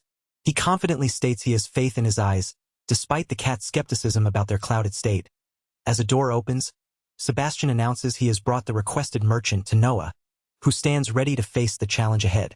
Noah is warned that the person they've summoned has a shocking appearance and to be careful. Curious, he asks what that means. The figure steps forward, revealing a grotesque goblin-like face, introducing themselves as Sabrina Echiguaya. He reacts with shock, calling out, "Goblin, While his cat familiar questions why a monster would be a merchant, the man who summoned Sabrina explains he researched merchants nationwide and believes Sabrina fits Noah's criteria best. Noah silently contemplates the situation. He quickly decides to hire Sabrina. Surprising everyone, he urges Sabrina to get along with him, admitting the name sounds evil but expressing willingness to work together. He dismisses concerns about Sabrina's monstrous form, telling the cat that appearances don't matter. What counts is how corrupt Sabrina looks as a merchant. Sabrina, overwhelmed, begins to tremble and drool nervously. Noah asks what's wrong. Noticing Sabrina's reaction, Sabrina, overwhelmed, admits it's the first time anyone has said something kind to him since he changed. Noah smiles warmly. Understanding how hard it must have been, he encourages Sabrina, saying he has high expectations for his failure, and Sabrina vows to do his best for someone with such a kind soul. He offers Sabrina a simple exorcism item as a token of friendship. Sabrina thanks him sincerely. The cat familiar questions what Noah gave, but Noah explains he doesn't want anything bad to happen to Sabrina while staying there, as it would ruin his plans. The cat realizes the item is just a simple exorcism tool. Sabrina examines the item closely. Noting it seemed like a holy relic, the scene shifts to later, showing the building exterior. The cat familiar reacts with exasperation, calling the situation an everyday occurrence and questioning what the heck is going on. Noah stands before a massive pile of gold coins, shocked by the absurd amount. He worries the world's economy will be broken. An advisor explains the money came from selling mithril, which was a great success. Noah demands to call Sabrina, confused by the situation. A man announces that Echiguaya has already arrived, prompting a shocked reaction from the young man and his cat familiar who ask who it is. Stepping forward confidently, Sabrina Echiguaya introduces himself with a bright salute, revealing his male identity. The cat familiar exclaims in surprise at Sabrina's drastically different appearance. Sabrina laughs it off, apologizing for the late explanation. He explains that after putting on the necklace given by Noah, his appearance returned to normal from the cursed form. The young man reacts with shock, confirming Sabrina was cursed. Sabrina recounts his embarrassing story. He was cursed to be a goblin and cornered by corrupt merchants, which made him shunned and forced into becoming a basic merchant. Despite this, Noah disregarded his appearance and traded with him, even breaking the curse. Now restored, Sabrina plans to return to his old appearance, withdraw his money from the Jinnu company, and continue working in this territory. The young man urgently asks Sebastian if he knew about the Jinnu company. Sebastian confirms he heard rumors about a missing merchant and reveals it is the richest merchants guild in the world. He is shocked to realize Sabrina was that missing merchant. The man laments his blunder in not making Sabrina his ally, while Sabrina stands calmly, surprised by the revelation. The young man marvels at Noah's immense kindness in lifting Sabrina-sama's curse. A girl urges everyone to spread the story to future generations, rallying a crowd to share the tale of Noah's huge heart. The crowd cheers loudly for Listasan, inspiring the young man to want to embark on a journey from darkness into light at least once, determined to follow such incredible acts of kindness. A woman laments loudly that she no longer wants the territory. Feeling there was no need for her to appear, the scene shifts to a dark, foreboding forest known as the Forest of Death, revealing the imposing castle of the Demon Lord's domain, Karanostia. Inside a grand cathedral-like hall, a figure holds a poster of the new hero, Noah Carter, pondering whether they should deal with this newcomer. A cloaked figure with horns kneels in the mist, while a woman with long hair contemplates the situation quietly. A confident young woman with horns and long twin tails steps forward, calling out to the Demon Lord with authority. She announces that another important person has appeared, signaling a significant new development. A cat wanders near a grand building, noticing a light on at an unusual hour. The cat wonders if Noah-sama has gone to bed, and hears that he has, soundly.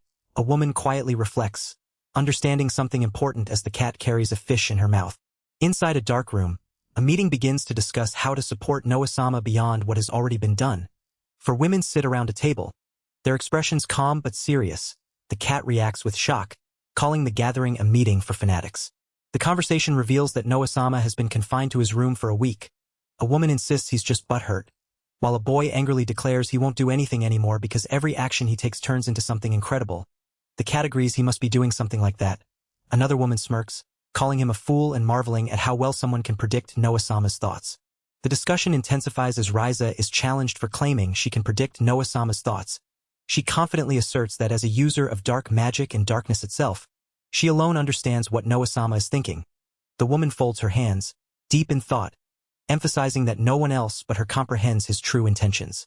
Sarasama declares she wants to talk about the future of the territory, surprising everyone present. The cat quietly notes that the person in question isn't thinking about that at all. Sarasama then addresses Listasan, pointing out that many problems exist in the Carter territory. Sarasama explains that the territory was created inside the harsh forest of death and that the Carter territory lives in constant fear of it. Beyond the forest lies the demon country Karanastia. She suggests Noah-sama is planning a large scheme to deal with the demon lord. As long as the demon lord lives, the territory cannot be at ease. Listasan reacts, realizing what Noah-sama is thinking. Listasan boldly declares that Noah-sama is planning to eliminate the demon lord. Sarasama confirms this with a calm expression. The cat remarks that Noah-sama doesn't even know there's a demon king in this era, and that Larino is a completely different person. Shi-san questions why Noah-sama is shutting himself in his room if he has the strength to defeat the demon king. Sarasama responds that Noah-sama holds strength from the heavens but has no intention to invade the demon country. The maid suddenly raises her hand, confidently stating she knows why, and asks if Listasan agrees. If Noah-sama were to invade the demon country alone, the Carter territory would be defenseless against attacks. The group excitedly agrees this is the crux of the problem. Sarasama explains that to protect the land, Noah-sama must defeat the demon lord, but doing so requires leaving his territory, creating a difficult dilemma. The frustration is clear as the knights declare they refuse to be burdens to Noah-sama. They vow to protect the land with their lives, naming Ryza and the mages as the defenders of the villagers. Their fierce determination contrasts with the looming challenge. The two bicker playfully, calling each other idiots, but affirm their loyalty to Noah-sama. Sarasama reflects, realizing this is exactly what Noah-sama is thinking. He has been waiting, preparing so the villagers will not worry. Sarasama reveals Noah-sama's true plan: to use the rivalry between the knights and mages to strengthen the residents enough to protect the territory. Then, he will depart on a journey to eliminate the demon king. The group resolves to combine their minds and figure out Noah-sama's intentions, while the cat wonders if only idiots live in this territory, promising to work hard. The scene continues. The scene continues. The scene continues. The scene continues. He demands to know why the demon lord is bowing to him while crying. The question hangs heavy in the air. The demon lord, overwhelmed with tears, struggles to answer, leaving the situation charged with confusion and emotion. The young man demands to know why the demon king, a little girl, is bowing to him while crying uncontrollably. His shock and confusion fill the air as the girl remains prostrate, overwhelmed by emotion. Hours earlier, in the demon lord's domain of Karanastia, a report is given to demon lord Holdega-sama. The messenger explains that under the new lord, Noah-Cater, who is both Knight Order commander and lead mage, an Orvane was discovered and a large sum of money amassed. Spies infiltrating the previous lord were found and traumatized, leaving them incapable of further missions. The situation is dire, and the lordship is uncertain how to proceed. The demon lord, a large figure with a skull-like mask, declares that the new lord, Noah, plans to annihilate the demon lord's kingdom. The young girl, revealed as the demon king, listens quietly but tears well up in her eyes, her expression trembling with emotion. The demon king panics, crying out in fear that the country will be destroyed and asking what she should do. The demon lord urges her to calm down and pull herself together, reminding her that the demon king is his daughter. He then reveals that her father has already gone elsewhere, leaving her to face the crisis. The demon king admits she is the ruler now, but laments that no one listens to her commands. The demon lord, Holdega-sama, watches silently as she struggles with her authority. She calls out to him, her voice filled with frustration and loneliness. She reveals her identity as a half-demon, half-human, explaining how her father left her the throne after his death. The demons ridicule her and ignore her orders, placing a target on her head. She wonders if things would be different if she were a full-blooded demon, questioning whether the demons would unite under her rule. Holdega-sama consoles her, explaining that she is not the only one suffering in the sea of demons. He points out that weak demons face the same fate, as everyone fights and the weak perish. Despite this, she tearfully asks what would happen if she challenged Noah, the new lord. The demon lord grimly warns her that she will most definitely die, with a mere flick of his finger sending her head flying, overwhelmed by fear. She cries out that she doesn't want to die, expressing her dread of both hurting others and being hurt herself. Yet, she insists she still has many things left to do, clinging to hope despite the looming threat. She resolves to sacrifice her life for the demons, believing it a small price to pay if it means saving many from death. She feels sorrow for her father if this fate befalls her. The demon lord reacts with shock and grim amusement, acknowledging how strong she has grown. He laments the cruel world that forces such a young girl to offer herself, alone amidst ruins, She silently pleads for someone to save her. Bowing deeply, she begs the young man why the Demon King, a little girl, is showing such respect to him. He panics, demanding to know who allowed this cosplay girl into his room. Calling for staff, she quietly pleads for help. She urgently begs him to halt preparations to attack the Demon Kingdom, pleading to spare innocent demons from the conflict. Confused, he questions the meaning of attack and the Demon Kingdom itself, clearly bewildered by her desperate appeal. He questions if her story is just an act and suggests she play dumb somewhere else. Suspecting secret preparations, she calmly admits it's natural to play dumb and acknowledges the long-standing grudges between demons and humans. The cat-like companion agrees, saying it's just how things are nowadays. She then declares her willingness to offer her very life to him.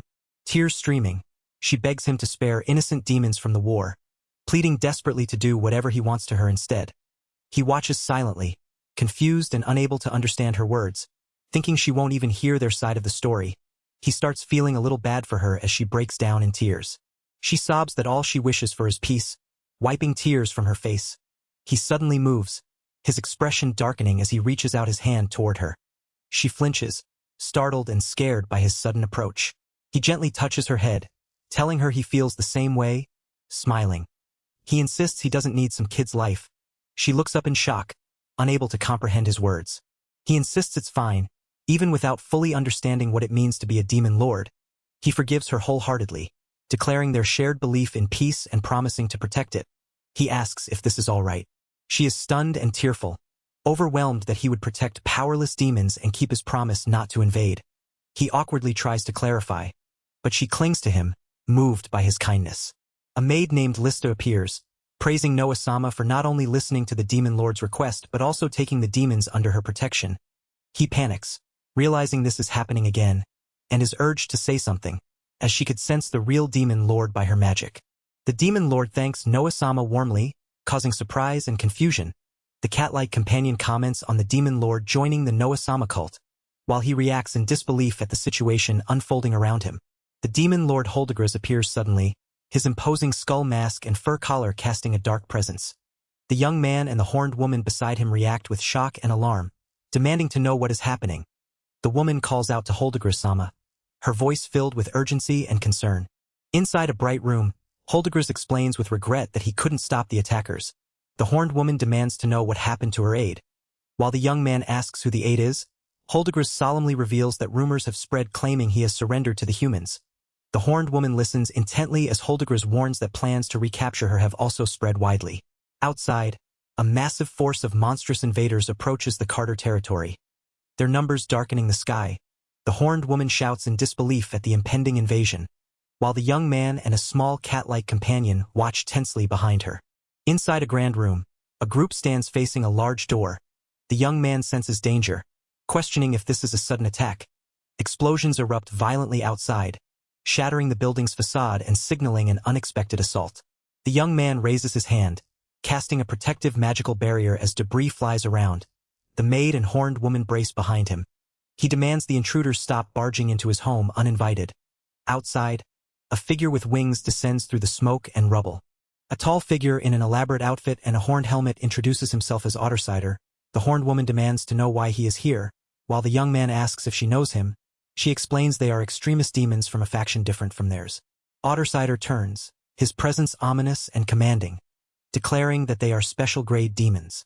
The young man questions if the little girl is truly the demon lord. Noting she's been called that for some time, the masked figure declares it obvious, revealing they heard the Demon King was kidnapped by a human and have come to reclaim her. The young man denies kidnapping, insisting he did not take her and it isn't kidnapping. The masked figure angrily demands the Demon King be returned immediately. The young man accuses the masked figure of lying, sensing deception. The masked figure is shocked that the young man can read the mind of a special-grade demon. The maid urgently asks Noah-sama if the accusation is true.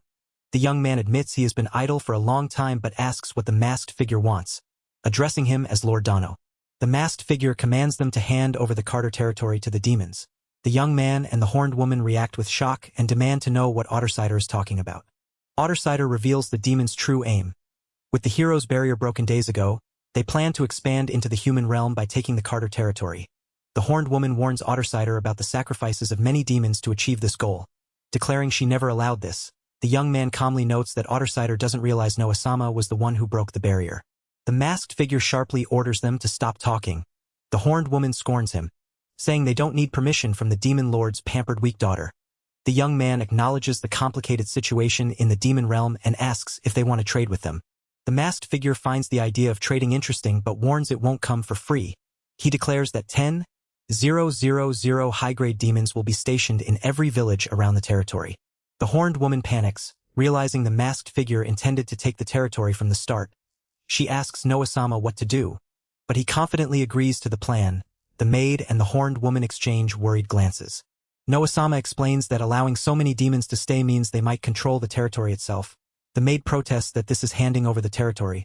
Questioning what happens to the current lord, Noah-sama smiles, saying if they take over, he can retire without worry. The young man asks what about the residents, then calmly says the demon's aim is the land, so he'll help them escape using transfer magic. He confirms the demons want his land as a foothold in the human realm. The masked figure silently responds with a hesitant, so. While the young man smiles and repeats so. The young man asks what the other side will give in return for the territory. Smiling confidently, the masked figure reacts with surprise. The young man insists a trade must be win-win. The maid protests loudly, warning him not to give the territory to someone unjust. The young man firmly refuses to hand it over unfairly. The maid exclaims in shock that he's negotiating with a special-grade demon. The young man laughs it off, saying he'll send the demon back for now and negotiate again with a superior who will listen. The maid anxiously warns about bringing 10,000 demons into the territory, calling it excessive. The young man brushes it off, saying it's to pick up a little girl. The maid clenches her fist, fearing the worst. The young man questions what the maid has been panicking about, asking if she really thinks those with weak-looking mana are important. The maid and the horned woman exchange worried glances. The maid screams that he is misunderstanding many things, overwhelmed by his confidence and apparent naivety. The masked figure warns that if things continue this way, it will lead to a full-scale war with the demons. He questions how the young man remains calm despite precious residents being taken hostage. The young man nervously admits the residents are scary and not precious to him. The masked figure chuckles, saying it's the first time he's been mocked like this. The masked figure declares he will order his army to annihilate the territory. From a distance, a voice shouts at him, warning that the territory is doomed. The masked figure threatens to make his mockers regret underlining his status as a special-grade demon. He asks if the annihilation of humans is complete, while the young man and others watch tensely. The masked figure confirms that 10,000 soldiers have been completely annihilated, causing shock among the onlookers. A soldier kneels, reporting that they began attacking the village as ordered by Outsider-sama. He is shocked to reveal that they encountered the Night Order and mages, and even the regular villagers were unreasonably strong, retaliating fiercely against them. The young man vehemently denies such a scenario, shouting that no way could something like that have happened. His small companion points out that such a line should come from the enemy. He insists the villagers were trained by the Night Order and mages, and he had reported this before. He concludes that they couldn't have lost in the first place, warning that if the demons are defeated, negotiation on the losing side is impossible. The masked figure narrows his eyes, acknowledging the name. Manhwa. The armored figure accuses Manhwa of setting a trap, demanding why it came to this. He swears he won't forgive Noah for fooling him. The young man watches tensely as the armored figure prepares to attack, shouting Manhwa's name. The young man grimaces in pain as he delivers a fierce punch to the armored figure's backside, exclaiming what a pain it is in the ass. The armored figure reacts with surprise, while the young man's expression is fierce and determined. The young man lands a powerful punch, sending the armored figure crashing through a wall. Both the small companion and the young man react with shock and surprise. The young man gasps, caught off guard by the impact. The armored figure falls heavily, rubble scattering everywhere. The young man relaxes, explaining that if the opponent counters so fast, it would have been a one-punch knockout. He reasons that if attacked, one must counter, but the armored figure denies this. The armored figure, now on the ground, calls the young man a monster and addresses him as Manhwa. A voice announces that the demon's boss has been defeated, praising Manhwa as the #1 lord. The young man and his companion exchange uneasy glances, confused and unsure how to respond. The young man is shocked as his companion explains that it looks like he saw through the demon's plan, set a trap, and brilliantly defeated the boss. He imagines others will think highly of him now. The young man protests loudly, while a woman nearby questions if the extremist demons were annihilated and wonders if this means weak demons will no longer be dragged into conflicts. The girl throws her arms around the young man, tears of gratitude streaming down her face as she thanks Noah-sama. She pledges that the demons will serve under him and do their best to protect the territory. The young man reacts with surprise and embarrassment as the girl calls him a dumbass instead of a monster, causing him to panic that things might spiral out of control. A maid smiles warmly, praising how wonderful it is to end the war against the demons, while the young man desperately begs her to stop saying anything more. The girl confidently stands atop a defeated demon, wiping her brow and declaring that this is exactly what was expected of Noah-sama. As the surrounding people cheer and celebrate their victory, the young man cries out for help, overwhelmed by the mountain of paperwork. The woman scolds him sharply, reminding him that making allies with demons has left their hands full and that his situation can't be helped. She insists he isn't to be called Roriman.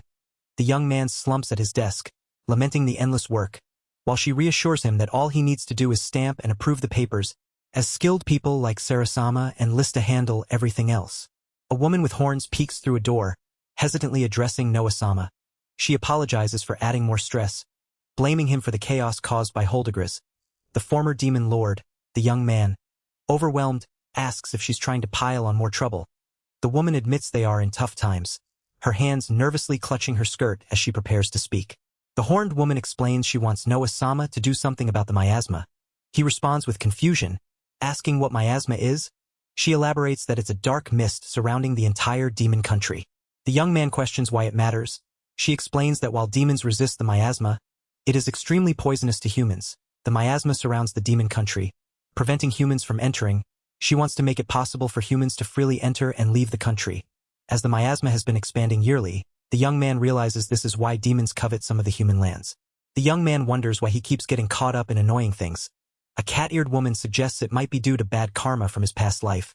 He recalls being a hero who defeated 999 villains, and she accuses him of carrying grudges. He brushes it off with a weary sigh, while the horned woman eagerly offers to take him up on that. He confidently declares he will resolve the problem himself. The horned woman praises his kindness, but then questions his true intentions. She accuses him of planning to use the miasma for an incompetence move. The scene shifts to the demon lord's former territory, now Carterland called Karaunstia. The young man stands outside the demon lord's castle. Noting the miasma is thickest here and that he can only study it for now, he wonders what to do after studying it. His expression turns manic as he reveals his plan to spread the damage. The cat-eared woman protests, reminding him that resolving the problem would make him seem skillful. He retorts that spreading the miasma to Carter territory would turn it into an unlivable wasteland, implying this is his real strategy. The young man declares his plan to make the Carter territory unlivable with the miasma, which would render a lord unnecessary. The cat-eared companion angrily calls him the worst, while he calmly assures her the inhabitants will be properly evacuated to avoid a disaster. She protests that the residents will lose their homes and questions his humanity. He suggests giving them mansions in another territory to live in, admitting he'll be seen as an incompetent ruler for evacuating the entire territory, but calls it perfect. The cat-eared companion worries the miasma will just fail away. He then approaches a large door, ready to act. Inside the demon castle, the young man notes the air is stagnant and the miasma thick. The cat-eared companion feels sick from it. He confirms the miasma source is inside the castle and asks if she's okay. He concludes the source is beneath the castle, realizing the castle itself might be blocking it. He ponders that if the castle is plugging the source, there's no easy way to handle it. With a confident smile, he resolves to simply blow the castle up. Noah-sama explains that destroying the castle would release all the miasma built up underneath at once, causing a massive disaster. The cat-eared companion protests, calling the plan brute force and warning of the massive damage. Noah-sama insists he came this far for a reason and won't do anything too dangerous. Just break the building. The cat-eared companion warns that using the same magic as before would affect the entire demon country, but Noah-sama remains confident. Hisama asks what will be done after the flooding outside and hands over a helmet. Smiling reassuringly, he gestures to indicate the approximate scale of the flooding he expects. With a confident hand gesture, Noah-sama triggers the explosion, and the castle begins to violently crumble and blow apart. The cat-eared companion watches anxiously from his shoulder. The castle is engulfed in a massive explosion, shattering into pieces. The cat-eared companion's eyes widen in shock as he exclaims that the castle has been blown up. The castle crumbles into dust, its remains scattered across the sky. Noah-sama grins confidently, snapping his fingers as the destruction completes. The cat-eared companion panics, demanding to know what just happened. But Noah-sama casually explains he only snapped his fingers, denying such a massive event could occur so simply. Noah-sama clarifies that he didn't use magic to destroy the castle. Instead, vibrations from his fingers caused it to collapse on itself. He tells the companion that destroying a building doesn't require magic and warns that what the companion considers normal is already abnormal. The cat-eared companion reacts with shock as a dark cloud billows behind Noah-sama. Hisama excitedly announces the miasma has started rushing out perfectly, declaring victory. He explains that now they only need to wait for the wind to spread the miasma, rendering the Carter territory unlivable. The dark miasma cloud expands ominously as Noah-sama laughs triumphantly. Hisama's laughter echoes loudly. While the cat-eared companion looks uneasy, the narration reflects that this man has transformed into the demon lord.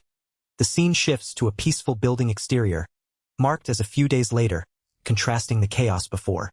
The demon girl joyfully announces that the miasma has completely disappeared. Her hands outstretched in excitement. The young man and the cat companion react with shocked disbelief, struggling to process the news. She embraces the young man, praising him as expected of Noadano, while he stammers in confusion, demanding to know what Holdegras means. She explains that the true source of the miasma was the castle itself, revealing magical devices among the rubble that created it. The young man begins to grasp the gravity of the revelation. The girl beams with sparkling eyes, marveling that no new miasma is being created in the demon country. She calls it incredible that the source was solved instantly after generations of helplessness. She hugs the young man, acknowledging his feat of blowing away the castle without harming nearby towns, emphasizing the castle's symbolic importance to demons. She declares that his act was a declaration to lead the demons personally, praising his deep consideration for them. The young man nervously notes that the demon lord's trust has turned this into something really bad.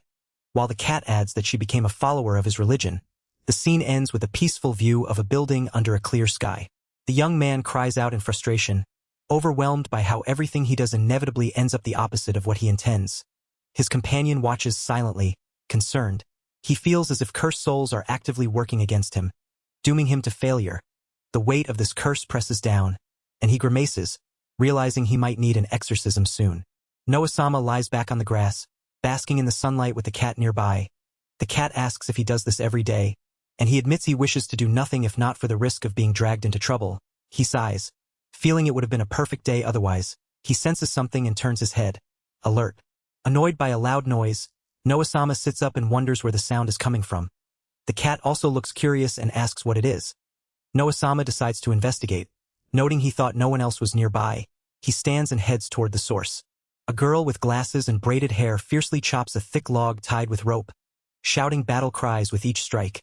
She swings her sword repeatedly, breaking the wood with determination and skill. Noah-sama and the cat spot the girl from a distance, noting she looks like a kid and is far from the village. The girl suddenly notices Noah-sama and turns sharply. Startled, he calls out to her, asking what she is doing, catching her off guard. The girl lunges with a powerful sword strike, but Noah-sama calmly blocks it, surprising her. She's shocked she couldn't sense his presence. Noah-sama immediately apologizes, asking if she's hurt. While the cat chides him for speaking harshly, he brushes it off, asking why she's here. The girl introduces herself as Urien, explaining she's on a journey to train and isn't headed anywhere specific.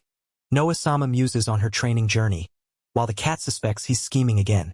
Noah-sama offers to guide Urien since they're both here. Urien happily agrees, but the cat protests, worried about Noah-sama's intentions. Noah-sama tells the cat to stop accusing him and suggests Urien stop pretending to be incompetent. Internally, Noah-sama reflects on how the souls of the damned cling to him, causing everything he does to backfire. He admits he can't feign incompetence and wonders what move Urien will make next. Urien calls it her plan to show a child how unadult-like she really is. He laughs confidently, declaring he'll crush the brat so badly she'll never touch a sword again. Fearing his reputation will drop, the cat groans, calling that the worst. She smiles thoughtfully, sure she's seen this kid before, while the cat hesitates, murmuring, but... Urien asks Noah-sama what weapon he'll use, and he casually replies with a stick, saying it's enough for someone like her. She pauses, surprised, as he offers the stick with a smile. She notices his earlier confidence and movements weren't ordinary. Determined, she charges forward with full might. Noah-sama taunts her as too slow, while the cat shouts, fast. Urien shouts, then, and they both launch into a rapid clash, their movements blurring as they race toward each other. Urien's attack shatters the ground beneath Noah-sama, leaving her stunned and wide-eyed. He mocks her, grinning confidently as he taunts her weakness and asks if that's all she has. The cat gasps, questioning if Urien is really just a kid, while Urien beams, praising Noah-sama's skill. She expresses surprise at his true strength, and he responds with a teasing, condescending smile. Noa-sama challenges her to prove the results of her training. Beckoning her forward, Urien grips her sword firmly, ready to respond with determination. Urien unleashes a flurry of rapid sword strikes named Barrage of Autumn Rain. Aiming to overwhelm Noa-sama, he counters swiftly, blocking the assault with ease as the battle intensifies. Urien lunges forward with a fierce strike, but the man easily deflects her attack, his confident grin widening. She gasps in frustration, glaring at him with determination. He mocks her effort, laughing loudly and questioning if that's all her training has taught her. Urien grits her teeth, pushing herself to keep up as she charges again. She admits she can't match his swordplay, feeling her long training was wasted. The man taunts her, telling her to return to her mother's lap, his sneer cruel and mocking. Urien reveals she was holding back, preparing to use a special technique designed to destroy demons. She grips her sword tightly, ready to unleash her true power despite the risk. The man challenges Urien with a confident grin, demanding she come at him without excuses. Urien grips her sword firmly, responding with determination as they face off in a forest clearing.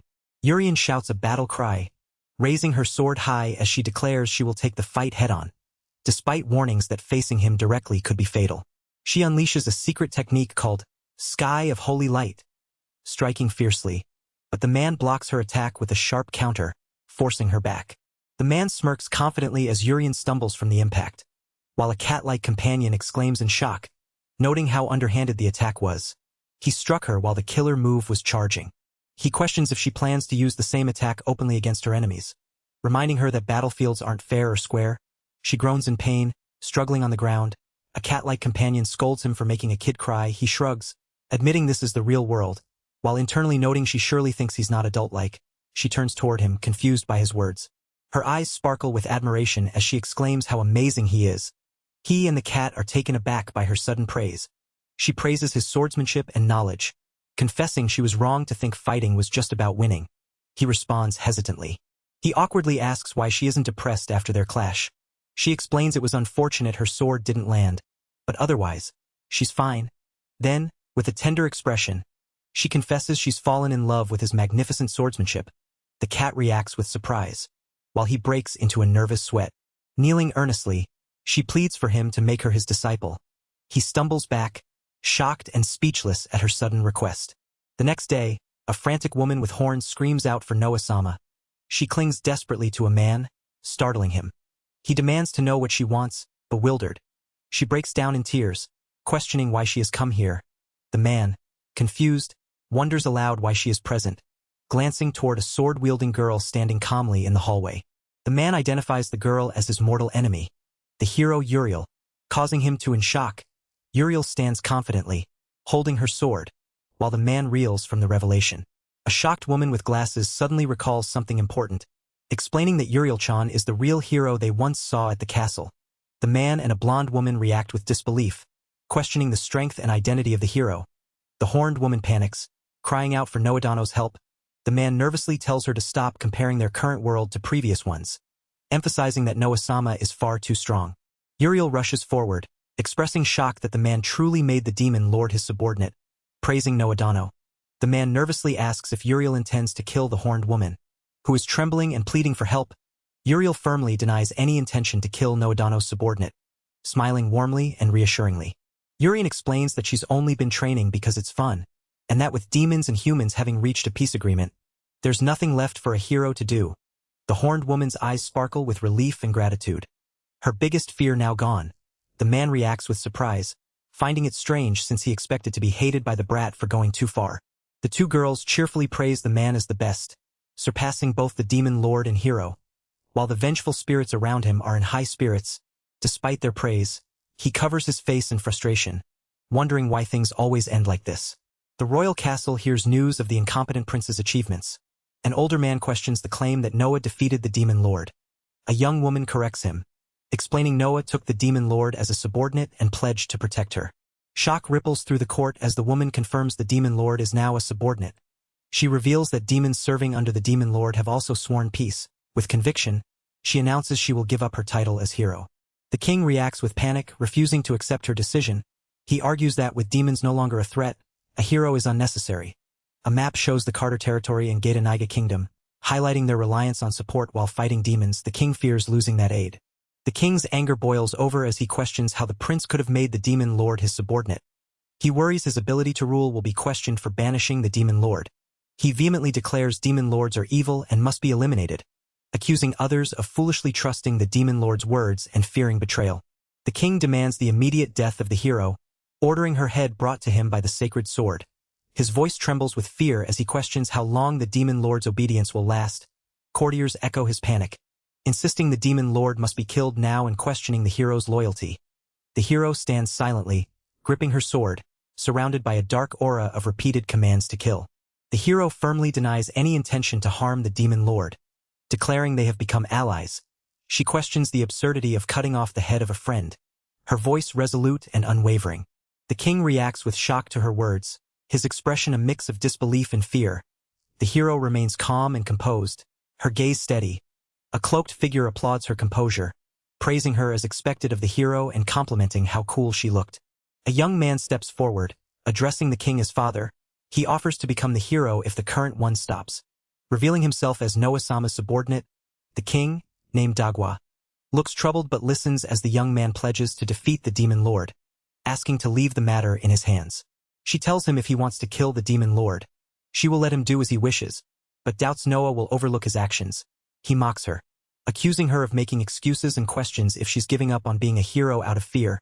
She looks troubled, whispering disbelief, while a bystander notes Urian is still a kid and can't be blamed. The young man boldly declares he will become the hero in her place, drawing his sword with fierce determination. The room watches tensely as he challenges the situation. Urian commands with fierce resolve, telling him to move, her aura fierce and commanding as a dragon looms behind her. Surprised, the young man watches her leave, announcing she will become Noah's student and train under him. The king reacts with shock as a courtier urgently reports Urian has left. The king then solemnly tells the young man, Dagwa, that he will give him a mission, while the young man pleads to be made the hero. The king, distressed and holding his forehead, orders to bring back Noah. The young man, shocked, asks why, insisting he has the sword saint's skill and is sure he can defeat the enemy. The king urgently commands him to hurry and go, threatening banishment from the royal family if his orders are ignored. The young man, confused, questions why as he stands with his sword, surrounded by onlookers. Filled with rage, the young man snarls that he won't forgive Noah. Nearby, a cat-eared woman playfully calls out to Rory, complaining the work never ends and teasingly offers to squish his paws, asserting she won't let anyone touch them because she's a woman. Rory, smiling and relaxed, offers dried sardines to the cat-eared woman, who responds with a resigned "Geez, it can't be helped." Rory thinks to himself that she might be rather easy to handle as he gently pets the cat resting on his lap. A cat-eared girl suggests to Noah that if he truly hates being a lord, he should just run away. Noah's eyes widen in shock, thinking this is the best idea he's ever heard. Noah excitedly declares he doesn't have to do the work his father entrusted to him anymore. He decides it's time to throw everything away and run, bidding farewell to the messed-up land and its villagers. A voice-off panel calls him an idiot, while a shocked girl questions if he's serious or joking.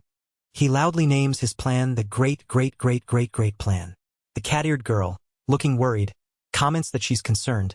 Noah says he can stay, but the girl, clutching a flag, insists she'll come with him because he's the one who gave her the idea to run away. She warns that if he stays, he'll be hunted for causing his own escape.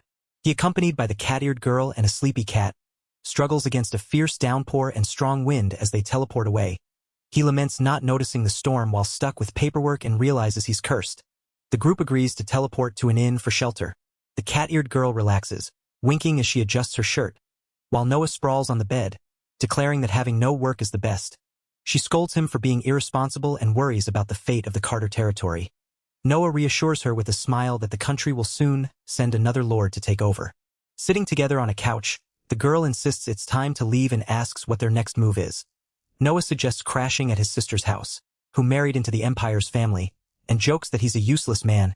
He plans to write a letter to the third princess, Meijin-sama, his esteemed sister. While the girl thinks about it, a caption notes Noah has finally asked for help abroad. The girl sips from a mug, doubting the villagers will easily let Noah go despite a note left behind telling them not to follow. Noah finishes writing the letter and asks what she thinks he should do with it. Noting it will take days to reach the Empire, she listens as he contemplates his next steps. Noah holds up a folded paper crane, telling her he gave it life. The girl reacts with surprise, questioning what he did. Noah grins, explaining that even demons can't give life to inanimate objects, but he managed it easily, leaving her amazed. The rain pours outside as the boy and the cat-eared girl sit on the couch. He worries about the ink washing away and wonders if they should wait for the rain to stop, but she insists they don't have time. He smirks confidently, saying if it comes to it, he'll just erase the downpour. The girl, confused, asks what he means. He explains that if the storm is just a big tornado with wind going in circles, he can handle it. The boy gestures toward the rain, spinning his finger as he claims he will simply turn the storm the other way to make it stop. The sky churns ominously as he prepares to act. Inside, the boy gathers all the humidity in one place using fire magic. Despite the girl's shocked disbelief, flames ignite, burning away the moisture as the magic intensifies, engulfing the area in a fiery blaze. Outside, the storm suddenly vanishes, leaving the sky clear. The cat-eared girl gasps in surprise, realizing the storm is completely gone. The boy hands a paper crane to the cat-eared girl, telling her to deliver it to his sister in the Empire. He warns her not to take too long or the villagers might catch up. She asks if that's all right, and he confidently insists the chances of them finding him are 0 since they don't even know where he is. The girl reluctantly agrees. Morning arrives as the cat-eared girl stretches and yawns, still in her pajamas. The boy also stretches, and suddenly shouts a surprised "Good morning?" with a nervous expression. The boy reacts in shock, demanding why Lista is here. The maid, Lista, appears, and he accuses Rory of betrayal since Rory was the only one who knew his location. The cat-eared girl panics, asking what's going on, while Rory insists he found the boy himself. The boy asks how she found him, and Lista shyly admits she received a gift during this time.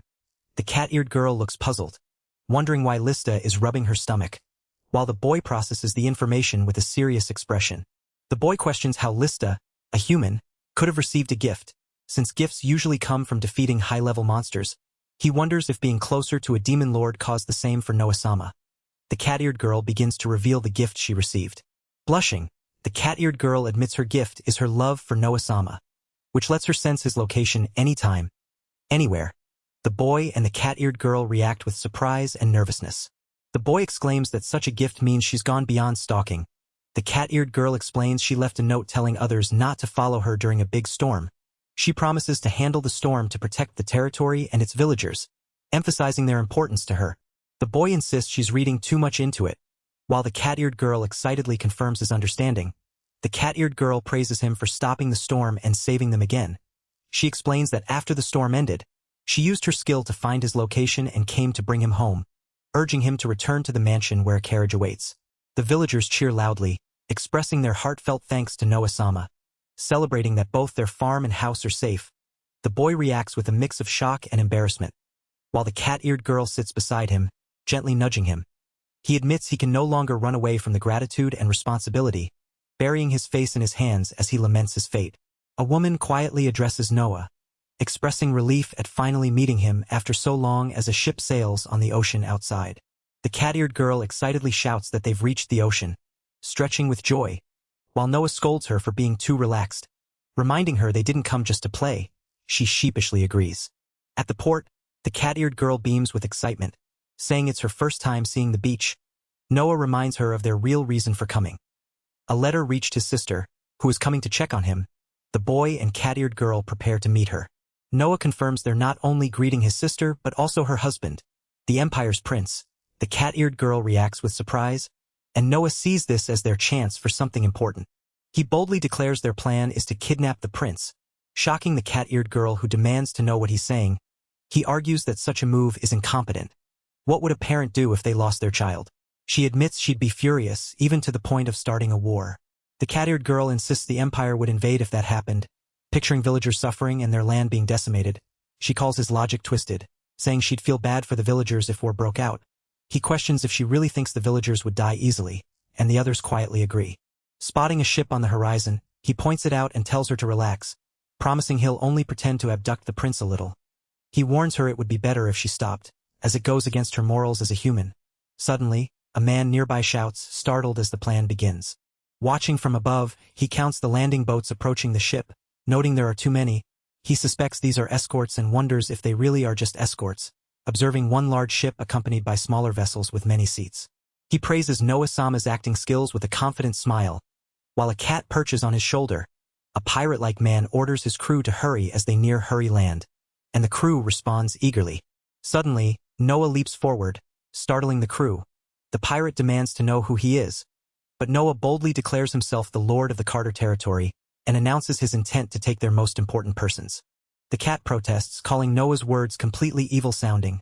The pirate, sweating nervously, questions the claim to take their important people.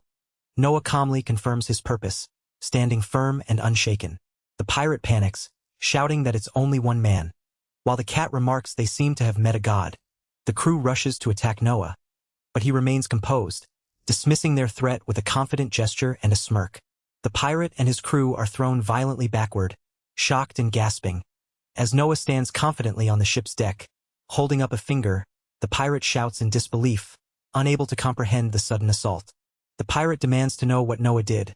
While the fallen crew lie incapacitated, Noah casually explains he used wind magic to take away their breath. Leaving them unable to fight, the cat on his shoulder panics, warning that the crew will die. Noah reassures that he is only giving them just enough air to avoid suffocation. Casting powerful magic without incantation, the pirate, enraged and trembling, calls Noah a monster as he prepares to attack again.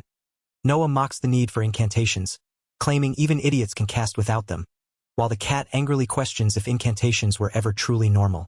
The pirate scrambles to his feet, vowing to remember this encounter. Noah contemplates whether to let the pirate go, noting he needs him to carry news of his actions to the Empire. The cat doubts the pirate will actually deliver the message, but Noah decides to release him, watching as the pirate flees down the ship's deck. The prince surveys a heavily locked door, noting the many strong locks barring entry. With a confident smile, he shatters the chains and locks effortlessly, apologizing for the intrusion. The prince appears before a tied-up woman, who nervously acknowledges him as Noah. He cheerfully greets her, recognizing her as his older sister Mazian, while the cat on his shoulder looks surprised. Noah questions why Mazian is tied up and asks if she wants him to save her.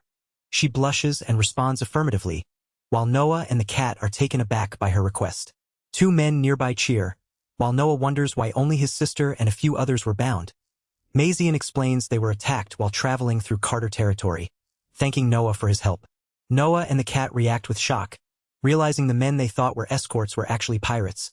Noah insists there's no way escorts like that exist. Nearby, a woman thanks Noah, calling him their savior and addressing him as Your Highness. Amazed he rescued them faster than the Imperial Army, the cat gasps in disbelief. A young boy wearing a crown and cape appears, holding a small object and looking somewhat shy but happy. He stands on the ship with the sea visible through a round window behind him. The boy suddenly throws his arms around Noah in a tight hug, thanking him profusely. The cat looks stunned, unable to believe it. The boy excitedly reveals his name as Galcia, and the cat is shocked to learn this Shota is His Highness Galcia. The group explains they were captured by pirates and thought they were doomed, but they were saved by Noah. The cat, still stunned, notes the same look in the boy's eyes that Lista once had, while the others smile warmly, relieved and happy. The ship sails calmly under a bright sky as a voice reflects that war with the Empire seems unlikely. A man rows frantically, sweat dripping down his face. His grip tight on the oars, tension rising with the uncertain future. Suddenly, a massive shark bursts from the water, jaws wide and menacing. The man shouts in terror, realizing the danger is real. A small, panicked figure blames Noah for the chaos, screaming as the shark attacks, sealing the moment in frantic chaos. A young prince eagerly calls out to Noah-sama, pleading for magic lessons now that he has become a devoted follower after being saved. Noah apologizes, saying he's busy, leaving the boy crestfallen. The boy accuses Noah of lying, feeling guilty, while a woman gently requests Noah to teach the prince as well, hoping it will become a good memory since the boy rarely plays outside. Noah looks surprised as the woman addresses Mazian. Noah agrees to the request, admitting he can't refuse when it's from her. Mazian thanks him warmly, praising his kindness and reminiscing about how he used to be. Noah smiles confidently. The cat notes the significant age gap between Mazian and the prince, questioning if the young heir is too young for a political marriage. Noah wonders if Galcia was forced into the situation, but shrugs it off, accepting it as it is with a sly smile. Noah declares today's incompetence move, making a 5-year-old prince cry and picking a fight with the Empire, claiming a clear victory. He orders Mazian to report this to the Empire. While she urges the prince not to push himself, the group departs from a house, heading into the forest. He begins teaching Prince Galcia the foundations of magic and manipulation. The prince eagerly agrees.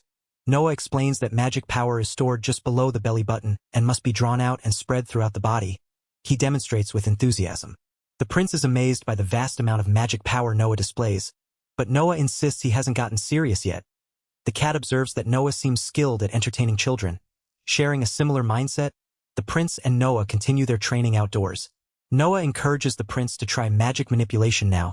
The cat questions if it's a high-level skill, but Noah confidently explains that as a reincarnated sage, he finds it easy. Unlike ordinary humans, he smirks, declaring he already mastered it before learning to breathe. The prince floats in the air, radiating an overwhelming amount of magic power that astonishes both the man and the cat beside him. The cat hesitates, sensing something amiss despite the impressive display. The man, standing below, shouts in disbelief at the sheer magnitude of the magic power being released. The prince cries out in distress, unable to control the overwhelming magic surging from within him. The man and the cat realize the prince's body cannot handle the power, warning that everything, including the prince himself, will be blown away if this continues. The man resolves to intervene despite feeling bad for the prince, preparing to forcefully suppress the magic. The man lunges forward with brute force, clashing directly with the prince's unleashed magic in a powerful collision. A woman nearby calls out to the prince with concern, her expression a mix of worry and determination.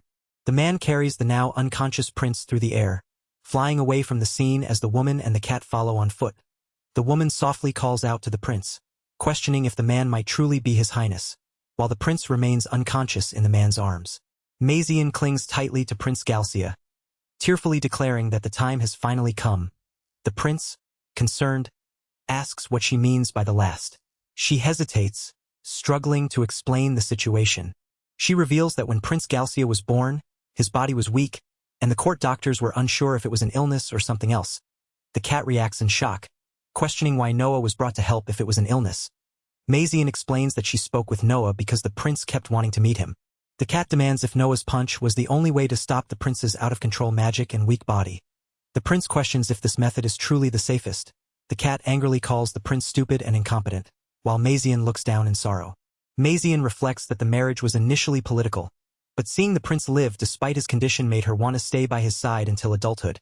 She sadly admits the prince didn't survive. The cat cries over the beautiful reason behind it all, apologizing for calling their relationship an older sister/younger brother dynamic.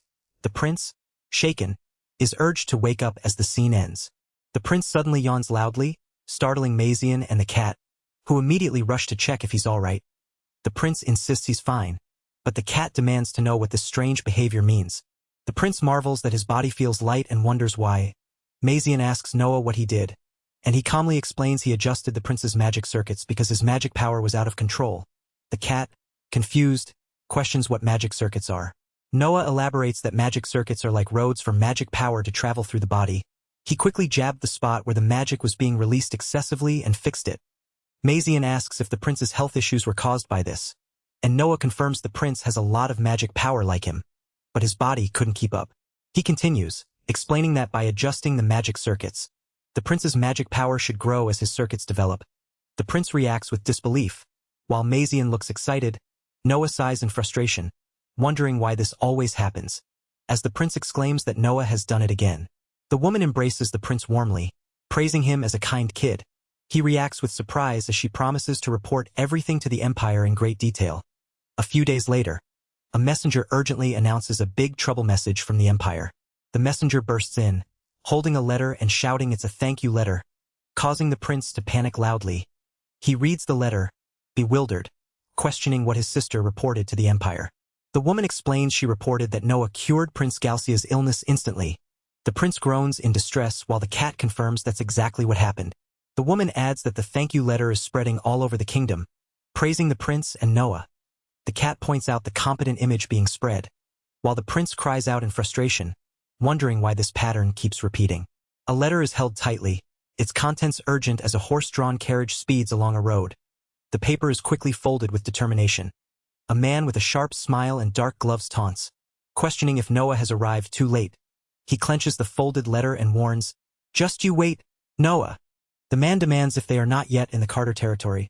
Frustrated by the slow travel, a knight confirms it will take a few days. The man insists that no matter what, Noah arrived instantly, far too fast to be explained by normal travel. The knight warns that going through the Carter territory means crossing the abyssal forest, which is dangerous but faster. The man orders them to go through the abyssal forest, insisting it's the faster route. The knights protest, calling it insanely dangerous. The man commands them to proceed despite the risks, his resolve firm as he draws his sword. He threatens the knights, wielding the sword Saint's skill, and fires them on the spot, demanding they get off the carriage immediately. The knights plead that they only gave a warning, but he shouts that he's received an order from his father and must hurry or face arrest. The tension escalates as the knights react with concern. Suddenly, the man is startled by a loud noise outside the carriage. He looks out in shock as the carriage speeds through the dark forest, the sound of cracking branches echoing around them. A massive dragon breathes fire, towering over the carriage as a knight urgently warns that monsters are attacking and they must flee. The prince snaps back, insisting he already knows and refuses to run. The prince commands everyone to move aside, declaring he alone can defeat the monsters and that others will only slow him down. Surrounded by a horde of strange creatures, he faces them defiantly while his knights call out his name, acknowledging the dire situation. The prince tells his knights to give him time to escape, dismissing their shock. He orders commoners to get to the front, declaring their lives have no purpose, demanding protection for himself alone. The knights fall silent, conflicted. One knight confronts the prince, refusing to follow him any longer and accusing him of cowardice. They vow to run away rather than fight alongside him, forcing the prince to face the harsh reality of his isolation amid the encroaching monsters. The sixth prince protests fiercely, refusing to be abandoned, declaring his royal status. Two armored knights respond coldly, stating the country values the seventh prince, Noah-sama. Above all, the prince reacts with disbelief and confusion. The knights recall how Noah-sama once defeated a monstrous horde that forced them back to the royal castle. They insist Noah-sama would never sacrifice commoners for his own life and that no one compares to him. The knights dismiss the sixth prince as incompetent while monsters approach, catching the prince off guard. The sixth prince, shocked and desperate, hears the harsh judgment that he is lower than dirt and incompetent. His expression shifts from disbelief to a dawning, painful realization as he questions if he truly is the incompetent prince. Surrounded by monsters, the prince struggles to comprehend the accusations, questioning his own identity as the incompetent prince. The monstrous horde closes in, and the prince braces himself, sword drawn, trembling with uncertainty and fear. The prince screams in terror, desperately shouting that he doesn't want to die as monstrous claws tear into him. Blood splatters as he fights off the savage beasts closing in. Facing a massive, roaring monster, he collapses amid the carnage, surrounded by fallen foes, shaking and battered. He insists to himself that he is not incompetent, refusing to accept the harsh judgment. A mysterious cloaked figure appears, teasing the prince about his troubled state and noting the impossibility of killing such a horde alone. The prince looks up, startled and silent, as the figure mocks him with a knowing smile. The cloaked figure offers an ancient magical tool, said to transform its user into a superhuman, promising to absorb all dark power nearby and grant ultimate strength. The prince hesitates, overwhelmed but intrigued by the offer. The incompetent prince demands the mysterious figure to give him the ancient magical tool. Desperate for the great power it promises, the figure hands over the swirling, dark orb, and the prince reaches out to take it, eyes wide with anticipation. As soon as the prince grasps the orb, dark energy erupts violently around him, engulfing his hand and spreading rapidly. He screams in shock and pain as the power surges uncontrollably. The scene shifts to a monstrous figure wielding a massive blade, who grins wickedly and praises the great sage's power. The monster's hand stretches forward, ready to strike, while the prince struggles amidst the chaos. Back in a different setting, Prince Galcia senses a disturbing presence and asks Noah-sama what is wrong. Suddenly, a young woman rushes in urgently, shouting Noah-sama's name, her expression filled with alarm. The prince notices Theta looking pale and asks what's wrong. Theta struggles to speak but reveals that the Ain village is under attack. The shocked maid echoes the name, and the scene shifts to the village engulfed in flames and chaos as a monstrous threat looms. The monstrous figure charges forward, smashing through walls with terrifying force, its eyes wild and furious. The destruction intensifies as debris flies everywhere, signaling the monster's overwhelming power.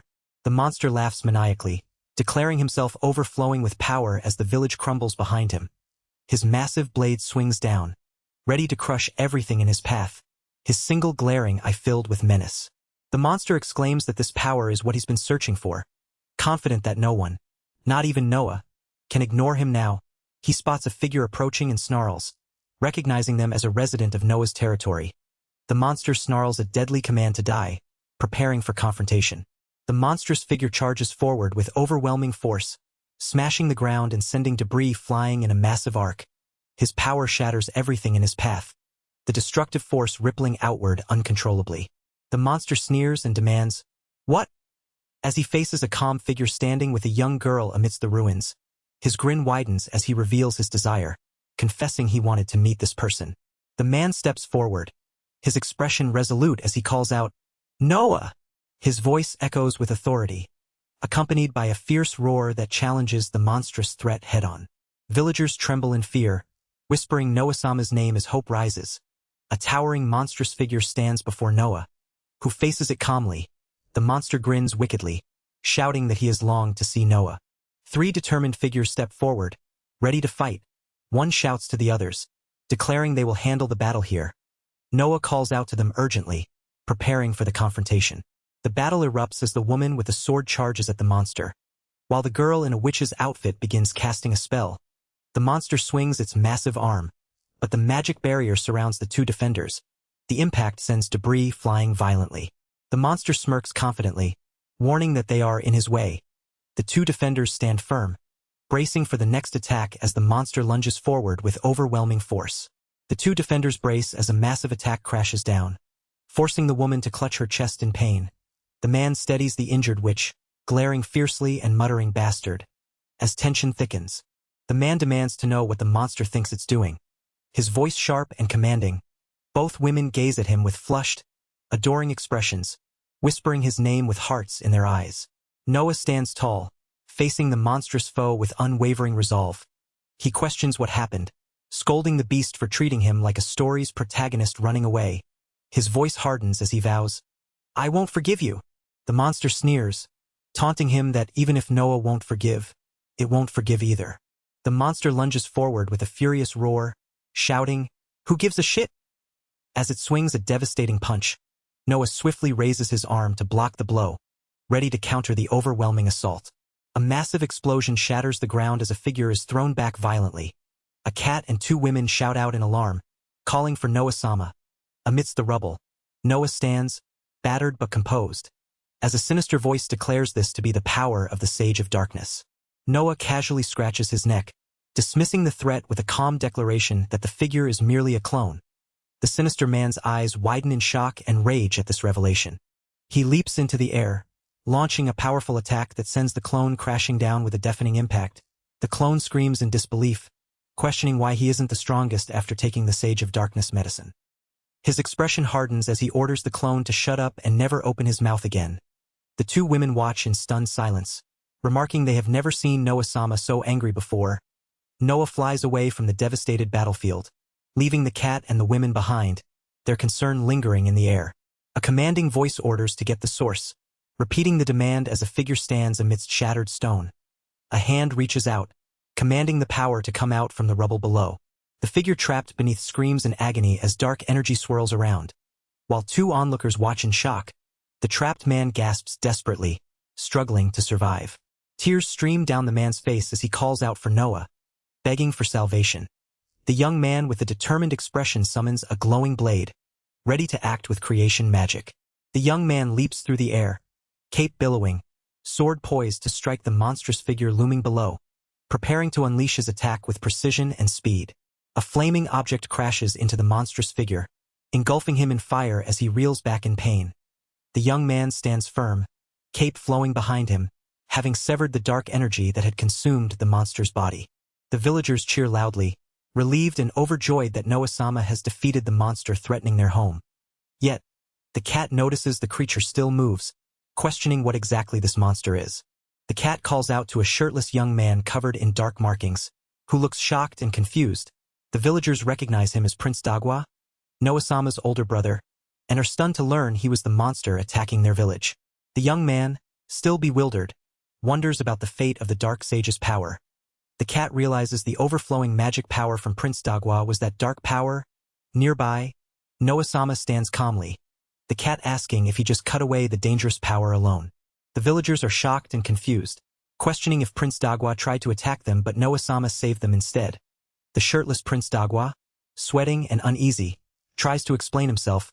Noah-sama stands calmly, his face partially shadowed, as the villagers demand why he didn't kill Prince Dagwa. Noah-sama looks up at the sky, quietly relieved that everyone is safe. The cat senses something and questions what exactly is going on. Suddenly, Sarah-sama appears, surprising the cat and drawing attention from the others. Sarah-sama explains she came to check on Noah-sama out of concern. She hesitantly asks if Noah-sama is glad that his brother is safe, her voice trembling with emotion. The others react with shock and surprise at her words. The villagers marvel at Noah-sama's open heart, amazed he saved his brother who once wanted his life. One villager questions why Prince Dagwa is naked. Noah-sama turns, tears welling in his eyes, recognizing someone and calling out to them in disbelief.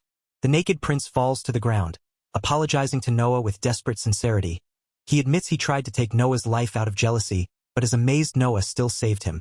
His tearful smile declares Noah is truly meant to be next for the throne. Noah, the cloaked figure, reacts with shock and confusion, demanding to know what's happening.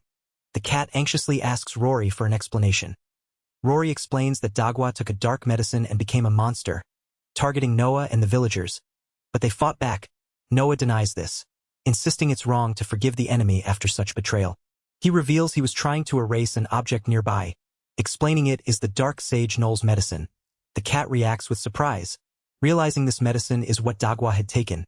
Noah's expression darkens as he contemplates the significance of the object.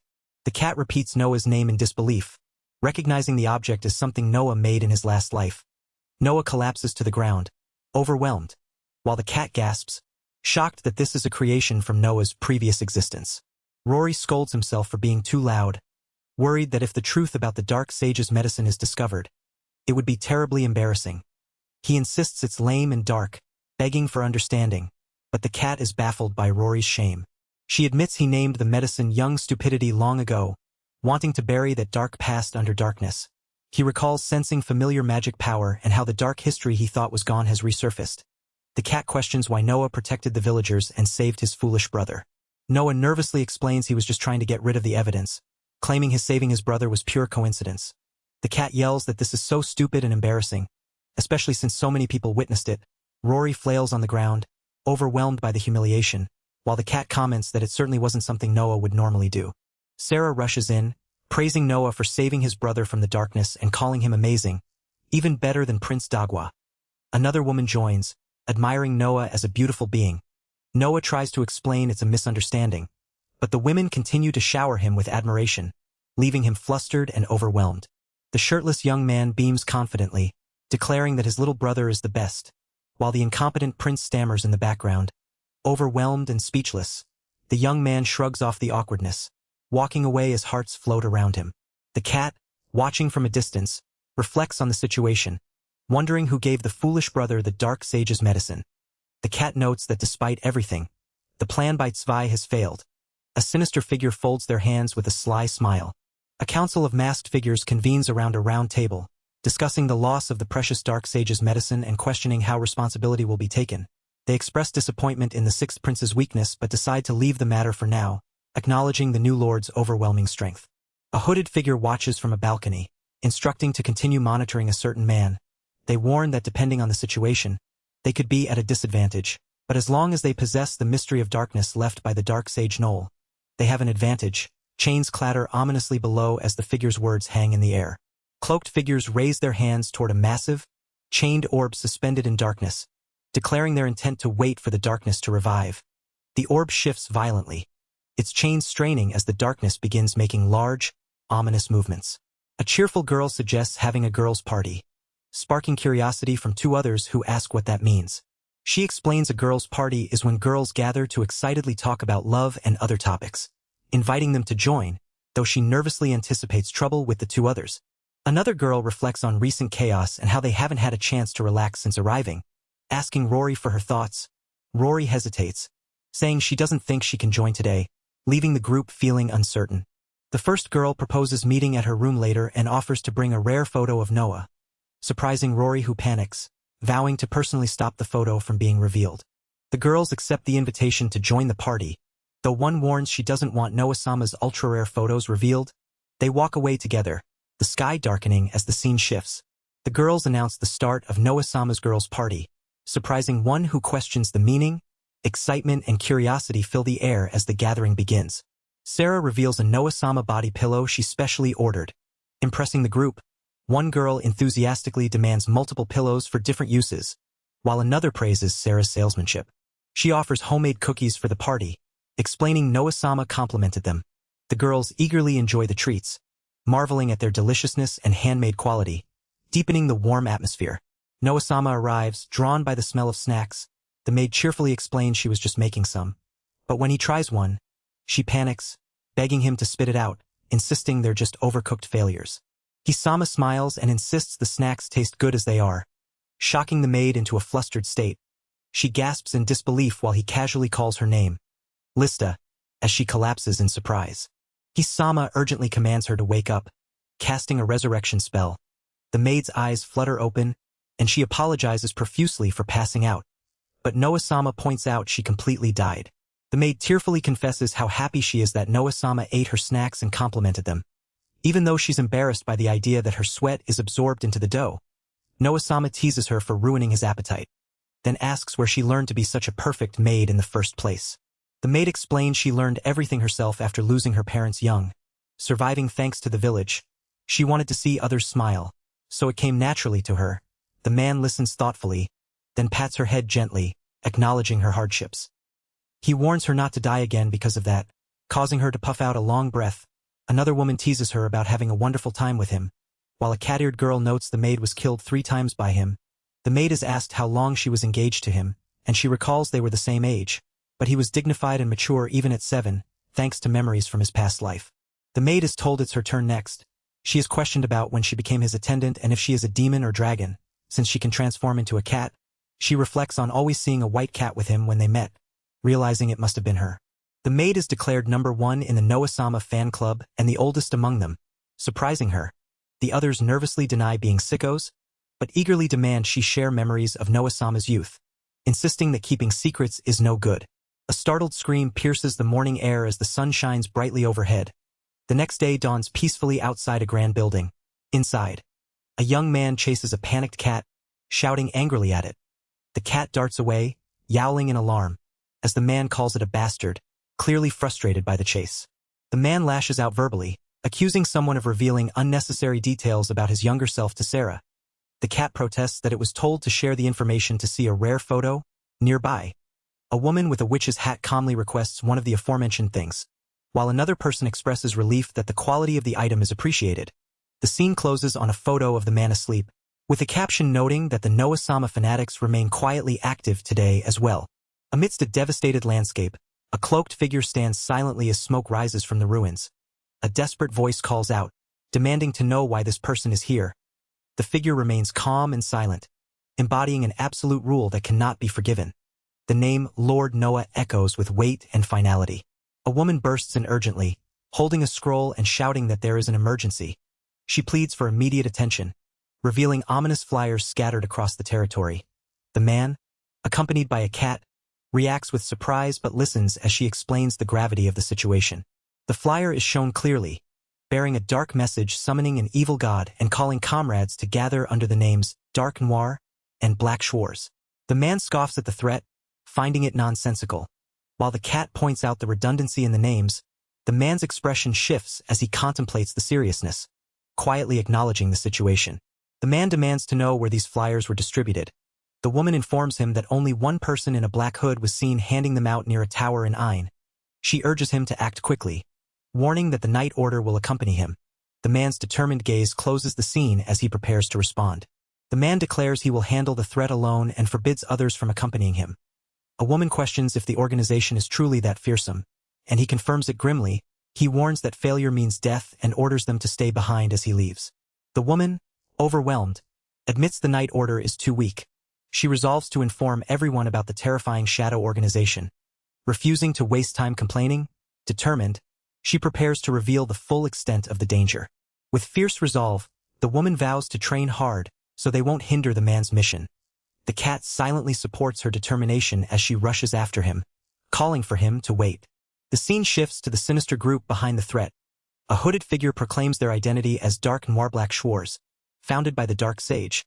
Their goal is to revive their vanished founder from 2,000 years ago by pooling their strength into one. A massive explosion erupts, sending cloaked figures flying through the air as the ground shatters beneath them. The force of the blast tears through the surrounding forest, scattering debris and smoke. One of the cloaked figures, injured and desperate, curses Lord Noah, calling him their greatest enemy. The figure accuses Noah of arriving too late, but warns he will die by their hands. The cloaked figure clutches a glowing orb, but nothing happens despite their prayers to it. The orb, supposed to grant incredible strength, remains inert, leaving the figure shocked and speechless. A cat remarks that nothing is happening. The cloaked figure insists the orb is just a fancy decoration, not the powerful artifact they believed. They accuse the talking cat of deception and demand to find an incantation in a manual. Meanwhile, the man with the cape orders to erase that false hope, his expression resolute. The cloaked figure frantically clutches burnt remnants. Realizing their manual on dark and evil incantations is destroyed, panic rises as they notice dark flames on their hands and question if Lord Noah is responsible. Their eyes widen in terror as they call out to him, demanding to know if he is truly the one before them. Lord Noah sternly warns the figure not to say another word. He moves swiftly, grabbing the figure by the collar as the cat cries out in alarm. Noah's eyes darken with resolve as he declares his intent to erase their memory. The cloaked figure screams in agony and embarrassment as Noah's power overwhelms them. Gripping their head tightly, the dark flames intensify, engulfing the figure in a painful, uncontrollable force. The figure becomes dazed and confused, babbling nonsense with a halo and question marks swirling around their head. Noah, sitting calmly nearby with the cat, questions if the figure created those pathetic organizations, firmly denying any involvement. His expression hardens as he insists he would never stoop to such actions. The cat questions if the man is the founder of the organization, but he denies it, insisting those weirdos just decided to idolize him. He explains that in his last life as the great sage Noel, he wrote books imagining himself as the overlord of the underworld, calling it the Diary of Delusions, My Dark History. The cat nervously repeats delusions. While the man admits it hurts to remember, he acknowledges everyone goes through that phase. Two hooded figures reveal that others read the diary he left behind and created an entire evil organization worshipping it. He laments why his dark history still haunts him 2,000 years later, while the cat remarks that being too strong is troublesome. Later, the cat is shocked to see the leaders of the Noah believers all gathered together, wondering why the crazy ones have assembled in one place. On a dark night, a serious woman named Sarados takes Noah-sama's place at a meeting, announcing the agenda: how to deal with the fearsome group called Dark Noir Black Schwarz.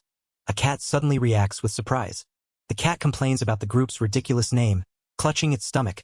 A woman explains that Noah-sama left after hearing about the group's flyers, forbidding the knights from supporting them, showing how dangerous the mission was. Another woman confirms Noah-sama dealt with the group alone, having completely destroyed their base near Ain. The woman relays Noah-sama's warning that they are too weak to face this threat, and one wrong move means death. Another woman questions if mobilizing the entire Carter Territory's fighting force would help, but the cat clarifies Noah-sama only told them not to come along. The woman adds that Noah-sama also warned them about the deadly risk. Two women lament how frustrating it is that they can only hold Noah-sama down and watch as he fights alone against this dangerous organization. The cat and the women are all seriously crying, overwhelmed by the situation's gravity. A determined woman shouts that there is no time for crying and insists they should be fighting too. Another woman nervously reminds her they were told they would only drag Noah down. A third woman quietly wonders if they could even face the enemy. The same determined woman argues they cannot give up before trying, questioning if they can leave Noah alone just because the enemy's strength is unimaginable. She explains Noah has shut himself in his room since yesterday, healing wounds from battle and preparing for the next fight. She grips a book firmly, declaring it is their turn next. With resolve, the first woman declares they will get stronger, protect Noah's back, and fight alongside him. The other woman agrees, saying this is exactly the time they should stand up. They both rise from their seats, ready to take action. Thunder rumbles ominously outside as the cat panics about two insane cults about to clash. The woman rushes to a door, shouting Noah's name urgently, slamming her fist against it as the cat follows swiftly behind. She exclaims the situation has turned into something crazy, emphasizing the urgency and chaos unfolding. The scene continues. The scene continues. The scene continues. The scene continues. She admits with a pained expression that their enemies are stronger than the entire Empire's fighting force. The cat doubts this seriously. He clenches his hand, resigned, and the young man leaps down determinedly toward a group of armed foes. The young man announces he will get a little serious now, surprising the watching women and the cat. The women marvel at the incredible magic power radiating from him, declaring it Noah-sama's full power. He clarifies it's only about 1% of his full strength so far. The cat panics, demanding to know what he thinks he's doing. The young man confidently declares he is going to modify the world. Reaching out his hand with glowing magic, the cat gasps in shock and confusion. Brilliant beams of light explode outward, radiating intense energy that illuminates the surrounding area and pierces the sky above a large building. The dazzling light intensifies, spreading rapidly in all directions, engulfing the scene in a blinding glow that seems to warp the very air around it. In a hidden cave, a group of robed figures gather solemnly. One masked man greets them warmly, relieved none have deserted after their headquarters was attacked by Lord Noah. He admits the man they face wields power that should inspire fear in all. As he speaks, flashbacks show the destruction caused by this overwhelming force. The masked leader reveals the identity of the threat, the reincarnation of the dark sage Noel, urging his followers to welcome Noah with open arms. He declares it is time to rise from the shadows and usher in a new age of darkness. The cultists respond with chants of shadow as they prepare to move forward. A hooded figure named Zvi notices a glowing butterfly and reacts with unease. Another cloaked figure asks what's wrong. Zvi points at the mask the other wears, calling it gross. Confused, Zvi questions why everyone wears strange mantles and denies being called Zvi. The others insist he's one of them, but he denies knowing anything about darkness or evil. They plead for him to remember their shared cause. The group panics inside a dim room filled with strange tools, complaining about the mantles. One holds the magical butterfly. Realizing it's made of magic and suspects mental interference, they conclude only one person could wield such magic. The figure holding the butterfly accuses Noel-sama of erasing their memories. Another quietly excuses himself to work in the fields. Nearby, a man with a small cat on his shoulder reflects that this is what Noel meant by modifying the world. The butterfly spirits remains erase everyone in the world's memory of him. The cat asks if that means nobody remembers him anymore, and he quietly confirms he even erased his presence from the villagers' memories, leaving his existence completely forgotten. He wonders if it would have been easier if no one knew who he was from the start. The cat reacts with shock, questioning his true feelings. He declares he is finally free now that no one, including Lista and others, remembers Noah Carter, yet the cat insists that is wrong. A smiling girl with cat ears steps forward, saying she remembers who he is. He calls her stupid Rory, but affirms she is his partner. He promises she will stay with him until he dies. Rory joyfully pledges to follow him wherever he goes. Together, they walk along a beach, their footprints trailing behind them as the sun sets. The story hints the incompetent prince's desire to hide his abilities may be over. A cheerful girl with a maid-like outfit raises her hand energetically, praising Noah-sama with a bright smile. Behind her, two other women smile approvingly. Nearby, a cat-eared girl and a dark-haired young man both shout in shock and disbelief, the cat-eared girl exclaiming, "WHOY?" in frustration. The young man demands where they came from and why they are here. The group calmly tells him not to worry about small things, praising him for defeating the dark and evil organization alone. The cat-eared girl explains they erased their memories to avoid worry, but the young man is stunned to realize their memories were indeed erased. A woman adorned with a rose in her hair reveals she received a gift that lets her remember everything about Noah-sama, down to every minute detail. The cat-eared girl and the young man react with surprise and frustration, wondering if they have any privacy left. The group explains that after hearing her words, they all remembered everything about Noah-sama, noting how people's memories can bring back things thought forgotten. The woman declares this is the power of love, while the young man covers his face in embarrassment. The cat-eared girl warns that this situation is bad for Noah-sama. The narration reflects on how he fought a powerful organization alone to protect everyone's peace, and at this rate, he might become the hero of a superhero story. The group bursts into cheers, loudly hailing Noah-sama as the great hero. Overwhelmed, he falls forward, shouting in frustration and disbelief. The cat-eared girl, blushing and flustered, admits she feels like she said something embarrassing as the story of Noah and his people continues.